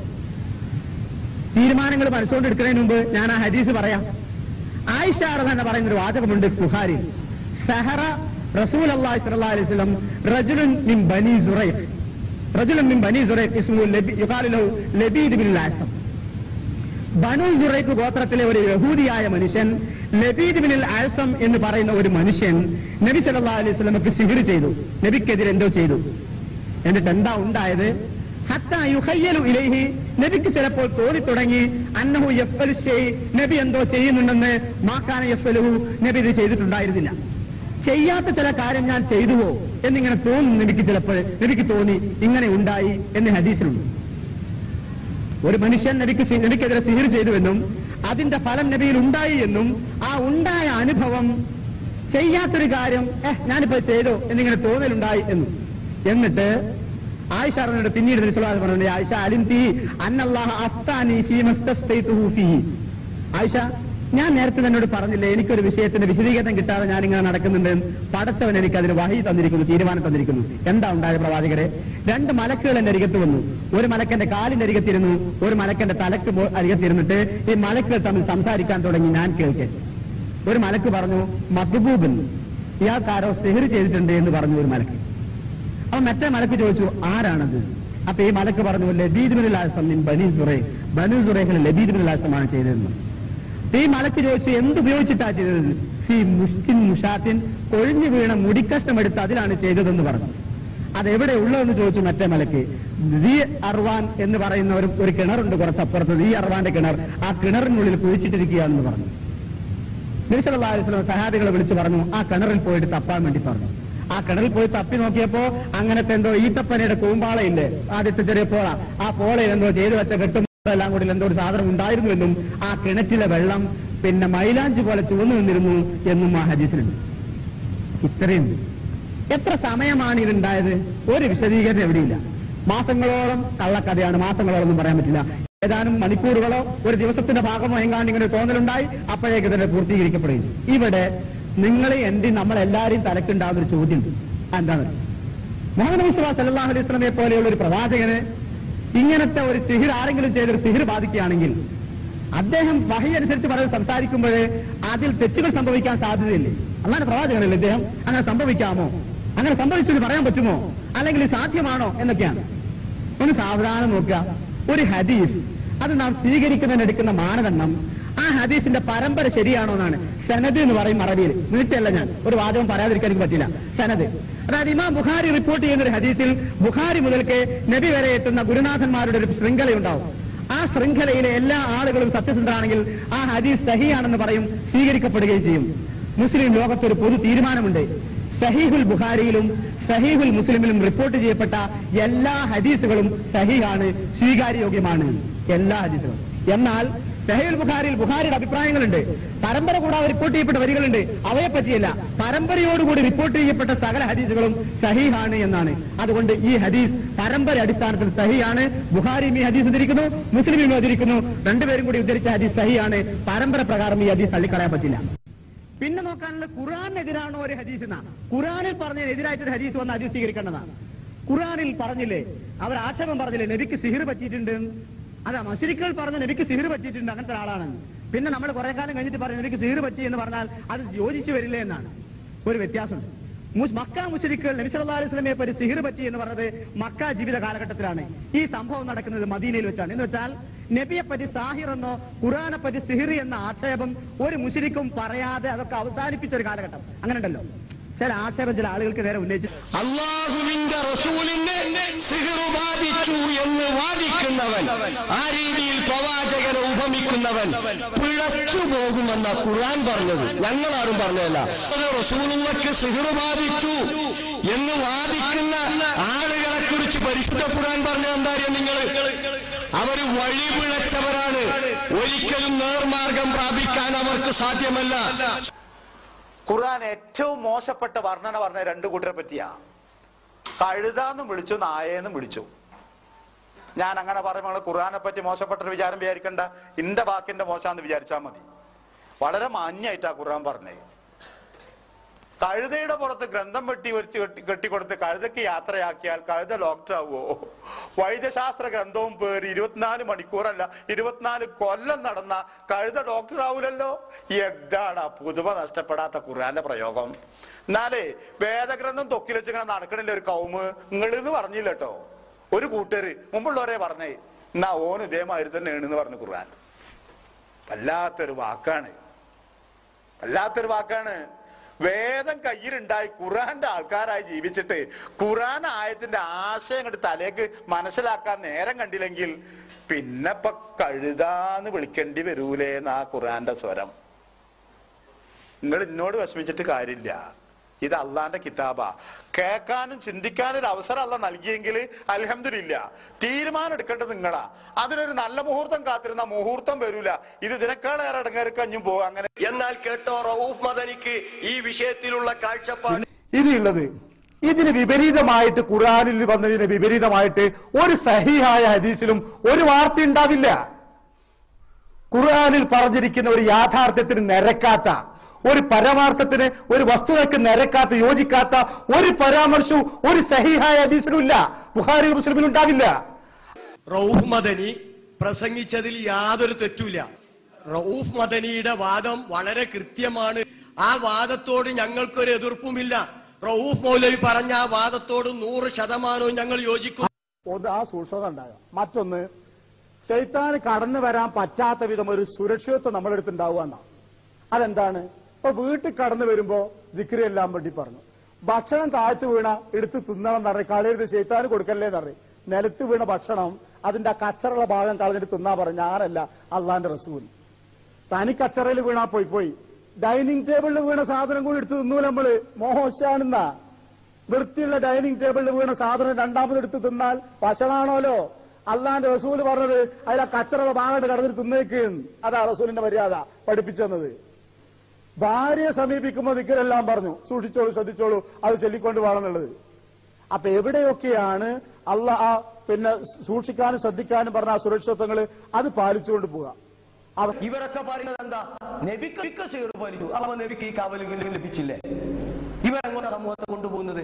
പ്രവാചകൻ മുഹമ്മദ് മുസ്തഫ സല്ലല്ലാഹു അലൈഹി വസല്ലമയെ നിന്ദിക്കുന്ന ഇവർ പ്രവാചകന്മാരെ നിന്ദിച്ചാൽ കുഫറാണ് എന്നാണ് മുസ്ലിം ലോകം ഏകാഭിപ്രായപ്പെട്ടുള്ളത്. കുഫറാണ് അത് എന്ന്. ആ തരത്തിലേക്ക് ഇവർ അകപ്പതിക്കുന്നു സുഹൃത്തുക്കളെ.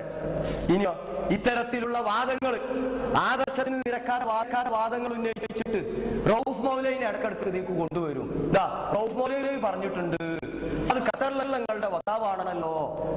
എന്നാ റഊഫ് മൗലവി എന്താ പറഞ്ഞു എന്ന് കേട്ടു. നിങ്ങള് നബിക്ക് സിഹിർ പറ്റി തോന്നലുണ്ടായി എന്ന് പറയുന്നത് ബുദ്ധിക്ക് നിരക്കാത്തതല്ലോ. എന്താ കാരണം?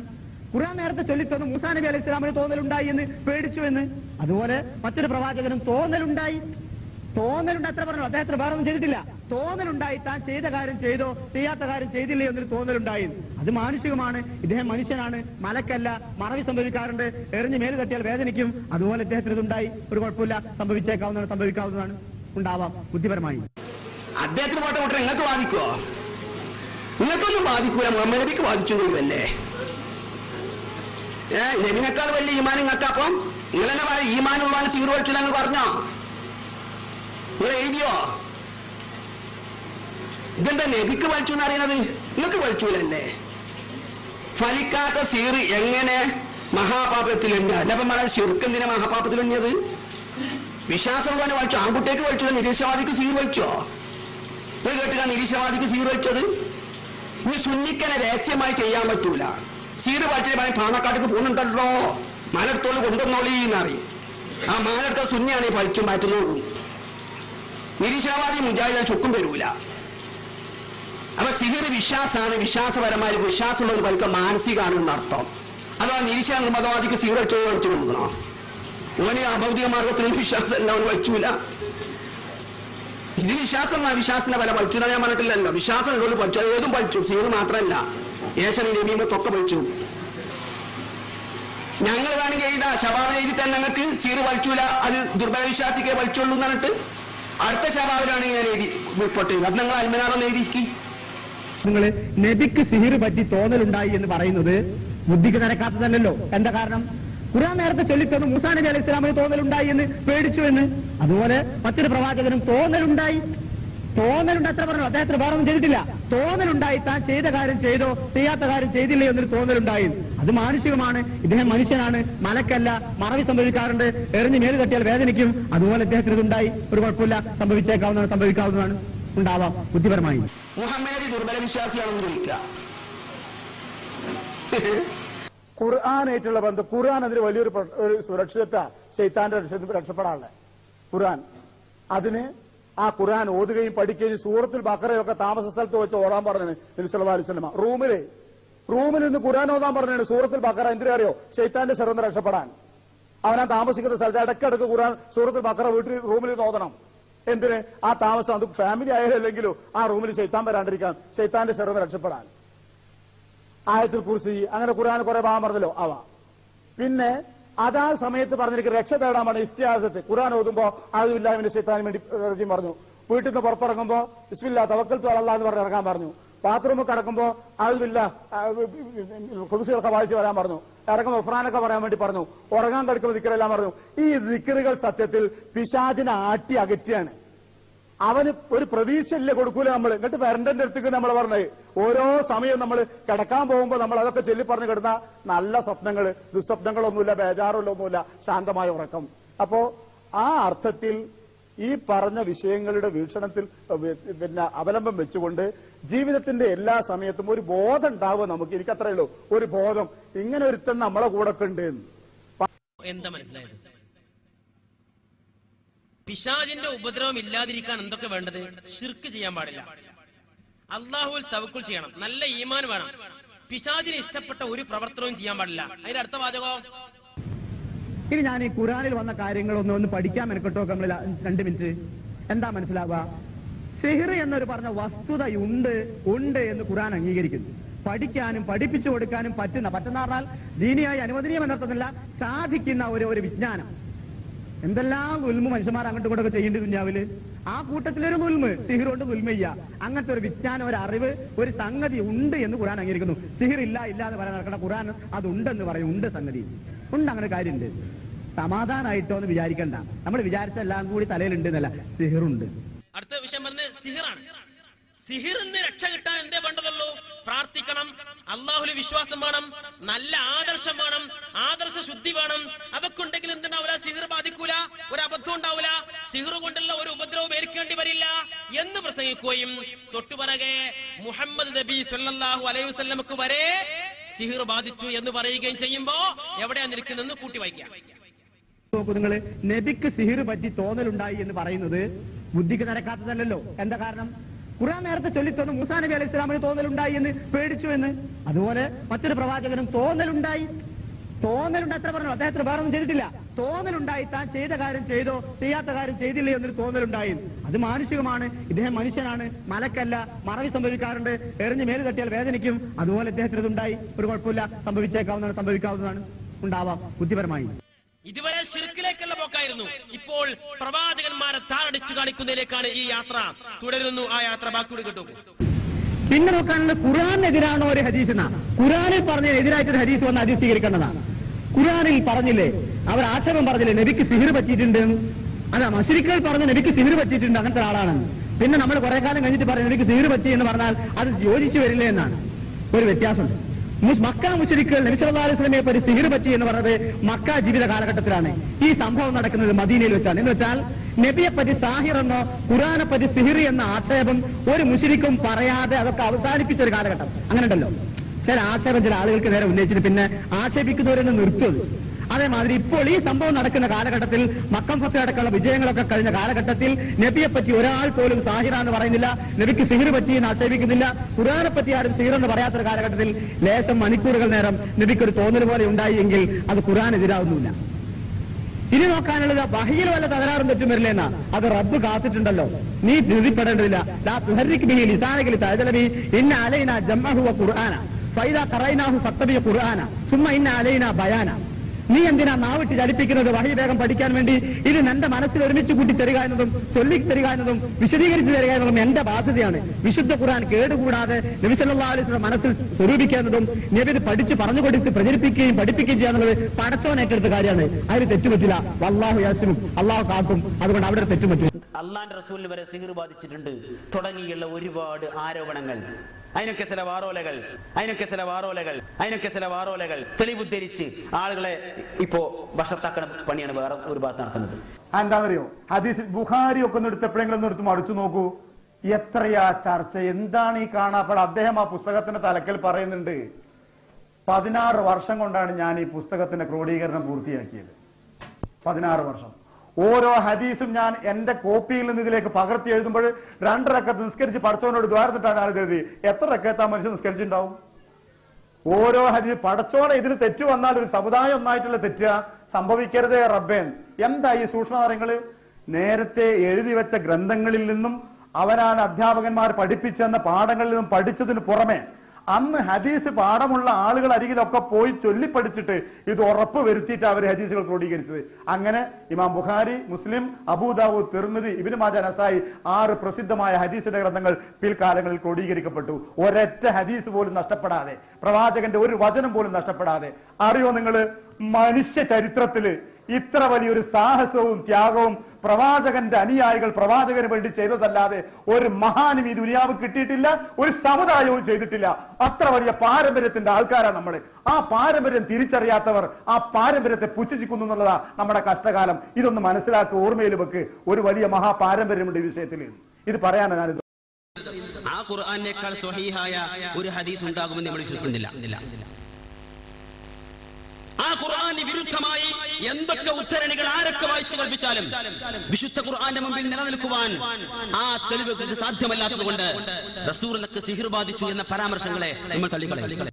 ഇനിയുള്ളത്, ഇതിന് വിപരീതമായിട്ട് ഖുർആനിൽ വന്നതിന് വിപരീതമായിട്ട് ഒരു സഹീഹായ ഹദീസിലും ഒരു വാർത്ത ഉണ്ടാവില്ല.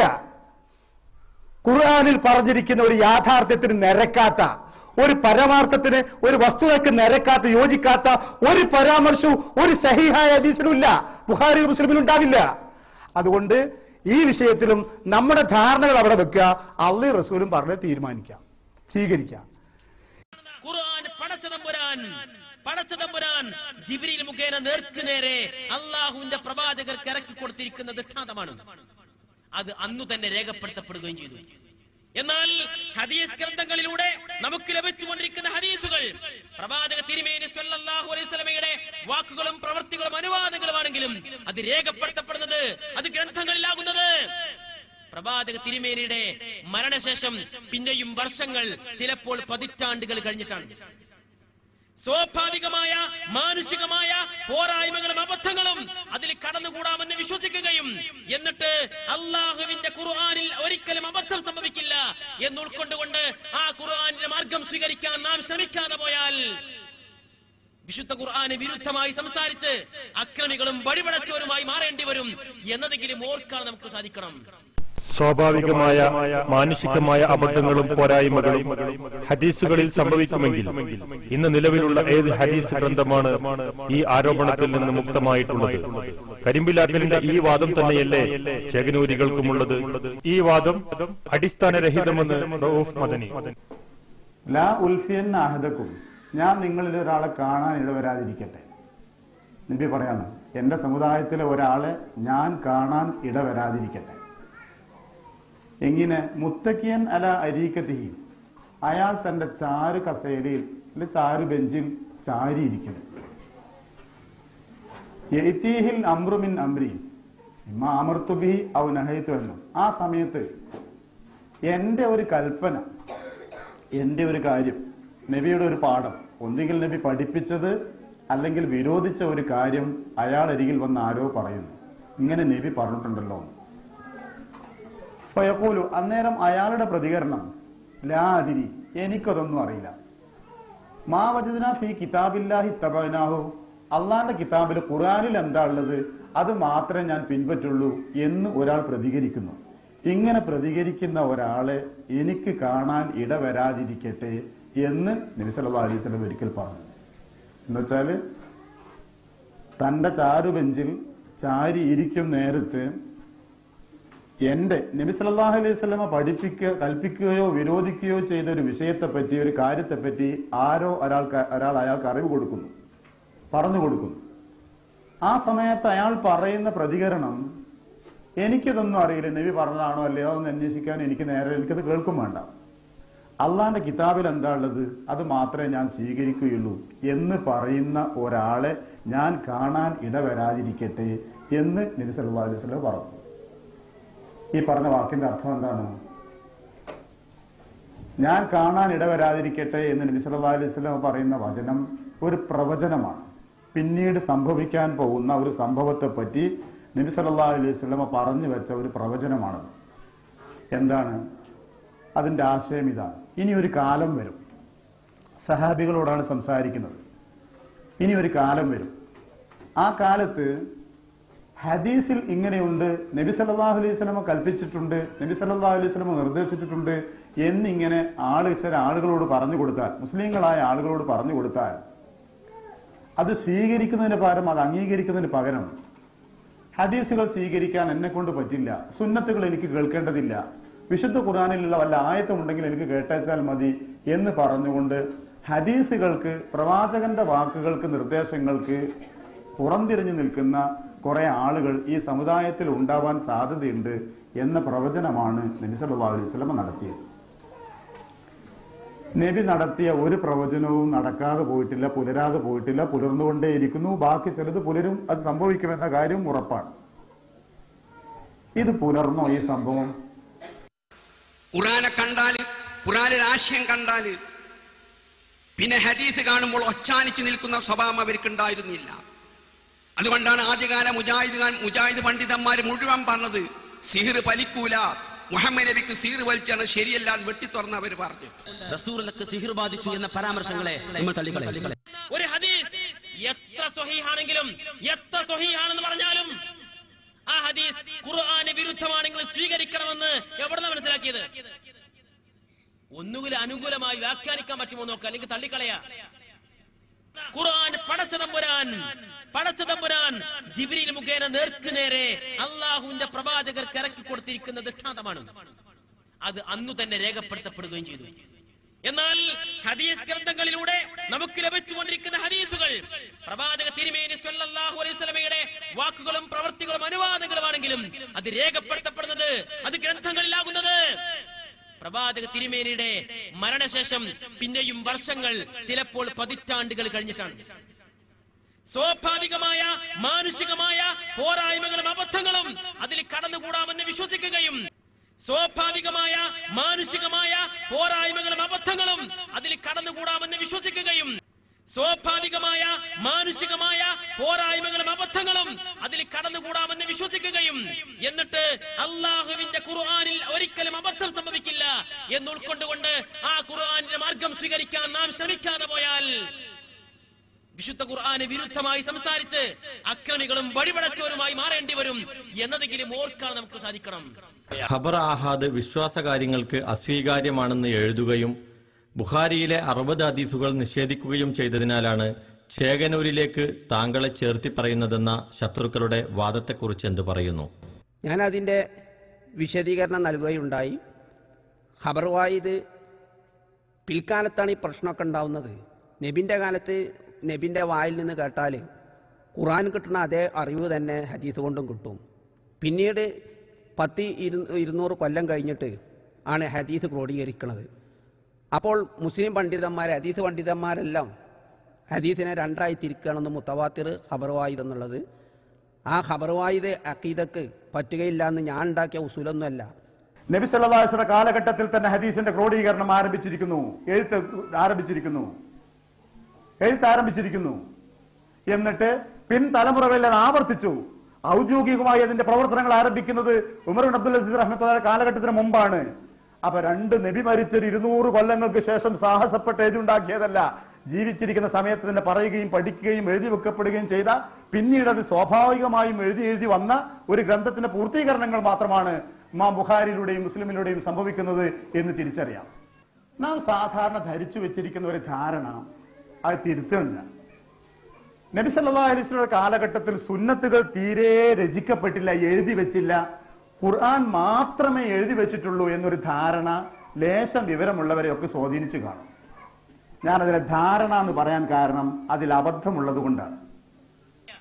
ഹദീസ് ഗ്രന്ഥങ്ങളിലൂടെ നമുക്ക് ലഭിച്ചുകൊണ്ടിരിക്കുന്ന ഹദീസുകൾ പ്രവാചക തിരുമേനി സല്ലല്ലാഹു അലൈഹി വസല്ലമയുടെ വാക്കുകളും പ്രവൃത്തികളും അനുവാദങ്ങളുമാണെങ്കിലും അത് രേഖപ്പെടുത്തപ്പെടുന്നത്, അത് ഗ്രന്ഥങ്ങളിലാകുന്നത് പ്രവാചക തിരുമേനിയുടെ മരണശേഷം പിന്നെയും വർഷങ്ങൾ, ചിലപ്പോൾ പതിറ്റാണ്ടുകൾ കഴിഞ്ഞിട്ടാണ്.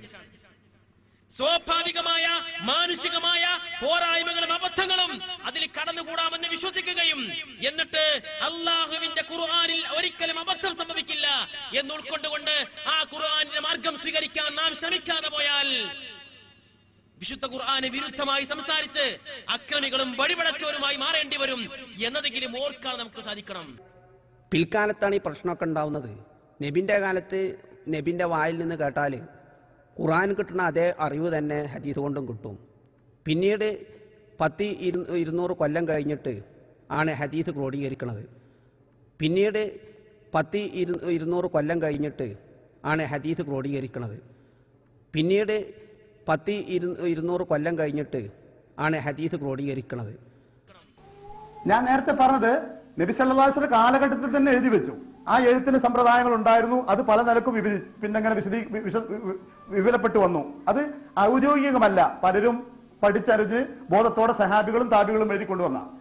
സർക്കാർ നേർക്ക് നേരെ ഉത്തരവാദിത്തം ഏറ്റെടുത്തിട്ട് ഈ ഉത്തരവാദിത്തം ചെയ്യുന്നത് ഖലീഫ ഉമർ അബ്ദുൽ അസീസിന്റെ കാലഘട്ടത്തിലല്ല. ഉമർ അബ്ദുൽ അസീസിന്റെ കാലഘട്ടം 1-ാം നൂറ്റാണ്ട് കഴിയണം. 1-ാം നൂറ്റാണ്ട് അവസാനിക്കും മുമ്പേ നിങ്ങളിന്റെ കൂടെ വന്നേ പറ്റൂ. എന്തിനാണെന്നറിയോ? ഹദീസുകൾ പ്രവാചകൻ ഒരാൾ മരിച്ചിട്ട് 200 കൊല്ലത്തിന് ശേഷം അയാളെ പ്രവൃത്തികൾ എഴുതാൻ മെനക്കെട്ട സംശയം തോന്നും നമുക്ക്. എന്ത് പറഞ്ഞാലും എന്തെങ്കിലും തെറ്റ് വന്നിട്ടുണ്ടാവും തോന്നും. 200 കൊല്ലം കഴിഞ്ഞിട്ടല്ല എഴുതണേ. 100 കൊല്ലം കഴിയും മുമ്പേ പ്രവാചകൻ 10-ൽ മരിച്ച് 70-കളിലും 75-ലും തന്നെ ഒരു 10-50 വർഷം കേട്ട് പഠിച്ച ശിഷ്യന്മാർ അവിടെ ജീവിച്ചിരിക്കുന്നുണ്ട്. പ്രവാചകന്റെ ശിഷ്യന്മാർ മരിച്ചു തുടങ്ങിയില്ല. ആ സമയത്ത് തന്നെ എഴുതുന്നു. എന്താ സംഭവം പറയുന്നത്?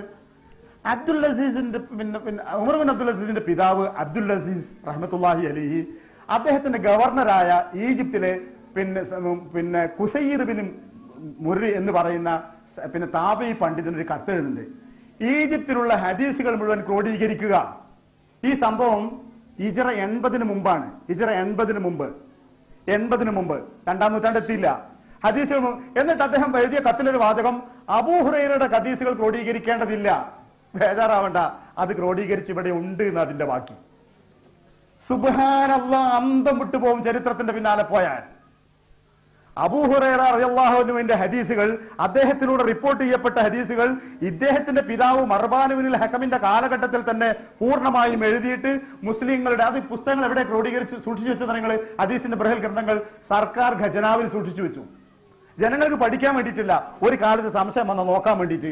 അബൂബക്കർ സിദ്ദീഖിന്റെ കാലഘട്ടത്തിൽ ഖുർആന്റെ അസ്ലി കോപ്പി എഴുതിയിട്ട് അബൂബക്കറും പിന്നെ ആയിഷയും ഒക്കെ സൂക്ഷിച്ചതുപോലെ, ഉമർ ഖത്താബും പിന്നെ ഹഫ്സയും ഒക്കെ സൂക്ഷിച്ചതുപോലെ, ഹഫ്സയും സൂക്ഷിച്ച പോലെ ഓർമ്മയില്ല? അങ്ങനെ അബൂബക്കർ സിദ്ദീഖിന്റെ കാലത്ത് ഖുർആന്റെ ഒരു കോപ്പി എഴുതി ഉണ്ടാക്കിയിട്ട് നഷ്ടപ്പെടാണ്ടിരിക്കുക എഴുതിയിട്ട് അദ്ദേഹം സൂക്ഷിച്ചു. പിന്നെ ഉമർ സൂക്ഷിച്ചു. പിന്നെ ഉമറിന്റെ മകൾ നബിയുടെ ഭാര്യ ഹഫ്സ സൂക്ഷിച്ചു. പിന്നെ ഉസ്മാൻ ബിൻ അഫ്ഫാന്റെ കാലത്ത് അതിന് കോപ്പി എടുത്തില്ലേ? ഇതുപോലെ ഹിജ്റ 70-75 കാലഘട്ടങ്ങൾക്ക് മുമ്പ് തന്നെ അബൂ ഹുറൈറയിലൂടെ റിപ്പോർട്ട് ചെയ്യപ്പെടുന്ന ഹദീസുകൾ മുഴുക്കതും മിക്ക ഹദീസുകൾ റിപ്പോർട്ട് ചെയ്യുന്ന ഹദീസാണ് അബൂ ഹുറൈറ. അത് മുഴുവൻ അതിന് മുമ്പ് തന്നെ ക്രോഡീകരിച്ച് പൂർത്തീകരിച്ചിട്ട് മുസ്ലിങ്ങളുടെ ഖജനാവിൽ സൂക്ഷിച്ചു വെച്ചിരുന്നു, ലോക്കറുകളിൽ സൂക്ഷിച്ചു വെച്ചിരുന്നു, സാർക്ക് നഷ്ടപ്പെടാണ്ടിരിക്കാൻ. മിച്ചമുള്ള ഹദീസുകൾ ഈജിപ്തിലുള്ളതും മറ്റു ഭാഗത്തുള്ളത് എഴുതാൻ ഉമർ ബിൻ അബ്ദുൽ അസീസിന്റെ പിതാവ് ഉത്തരവിട്ടു. അതിന്റെ അർത്ഥം ഉമർ ബിൻ അബ്ദുൽ അസീസ് റഹ്മത്തുള്ളാഹി അലൈഹി ഹിജ്റ 101-ൽ വരുമ്പോഴേക്ക്, ഹിജ്റയുടെ 1-ാം നൂറ്റാണ്ട് കഴിയുമ്പോഴേക്ക് ഹദീസുകൾ ഏതാണ്ട് ക്രോഡീകരിക്കപ്പെട്ട് കഴിഞ്ഞിരുന്നു എന്ന് അതിന്റെ അർത്ഥം. പിന്നെ നബിക്ക് സിഹ്ർ വലിച്ചെന്നുള്ള ഹദീസാണ്. അത് ഞാൻ അതിന്റെ സനദിന്റെ അടിസ്ഥാനത്തിലും ആശയത്തിന്റെ അടിസ്ഥാനത്തിലും ഞാൻ ദുർബലമാണ്, അസ്വീകാര്യമാണ് എന്ന് ഞാൻ എഴുതിയിട്ടുണ്ട്. അത് എഴുതിയത് കൊണ്ട് മുജാഹിദ് പ്രസ്ഥാനം പിന്തുടരുന്ന ആശയാദർശത്തിന് എന്താ കൂട്ടരെ എന്താ കുഴപ്പം സംഭവിച്ചുള്ളത്? എല്ലാം ഒരു തരം സാധാരണഗതിയിൽ ഒരു നിസ്സാര ഭാവം പോലെ. ഒരു വ്യക്തി നിങ്ങളുടെ കുടുംബത്തിലോ നിങ്ങളിൽ ആരെങ്കിലും സംഭവിക്കാതിരിക്കട്ടെ, നമ്മൾ ആരെങ്കിലും ഒരാൾ സുന്നത്തിനെ നിഷേധിക്കുന്നു എന്ന് വിചാരിക്കുക, പ്രവാചക ചര്യയെ പാടെ നിഷേധിക്കുന്നു, ഹദീസിനെ നിഷേധിക്കുന്നു എന്ന് വിചാരിക്കുക. ആ മനുഷ്യന് പിന്നെ ശറയിൽ ദീനിൽ സ്ഥാനമല്ല. ഇതൊരു സാധാരണ നമ്മുടെ നാട്ടിൽ നടക്കുന്ന പോലെയുള്ള ഒരു തർക്ക പ്രശ്നമല്ല ഇത്. ഒരു മനുഷ്യൻ ആ അസുഖത്തിൽ പെട്ടുപോയാൽ, ആ ചിന്താഗതിയിൽ പെട്ടുപോയാൽ അയാൾ പിന്നെ ദീനിൽ സ്ഥാനമല്ല അയാൾക്ക്. ഇതൊരു സാധാരണ കൈകെട്ടുന്ന വിഷയം പോലെ, ബാങ്ക് വിളിക്കുന്ന വിഷയം പോലെ, സലാം പറയുന്ന വിഷയം പോലത്തെ ഒരു സാധാരണ വിഷയമല്ല ഇത്.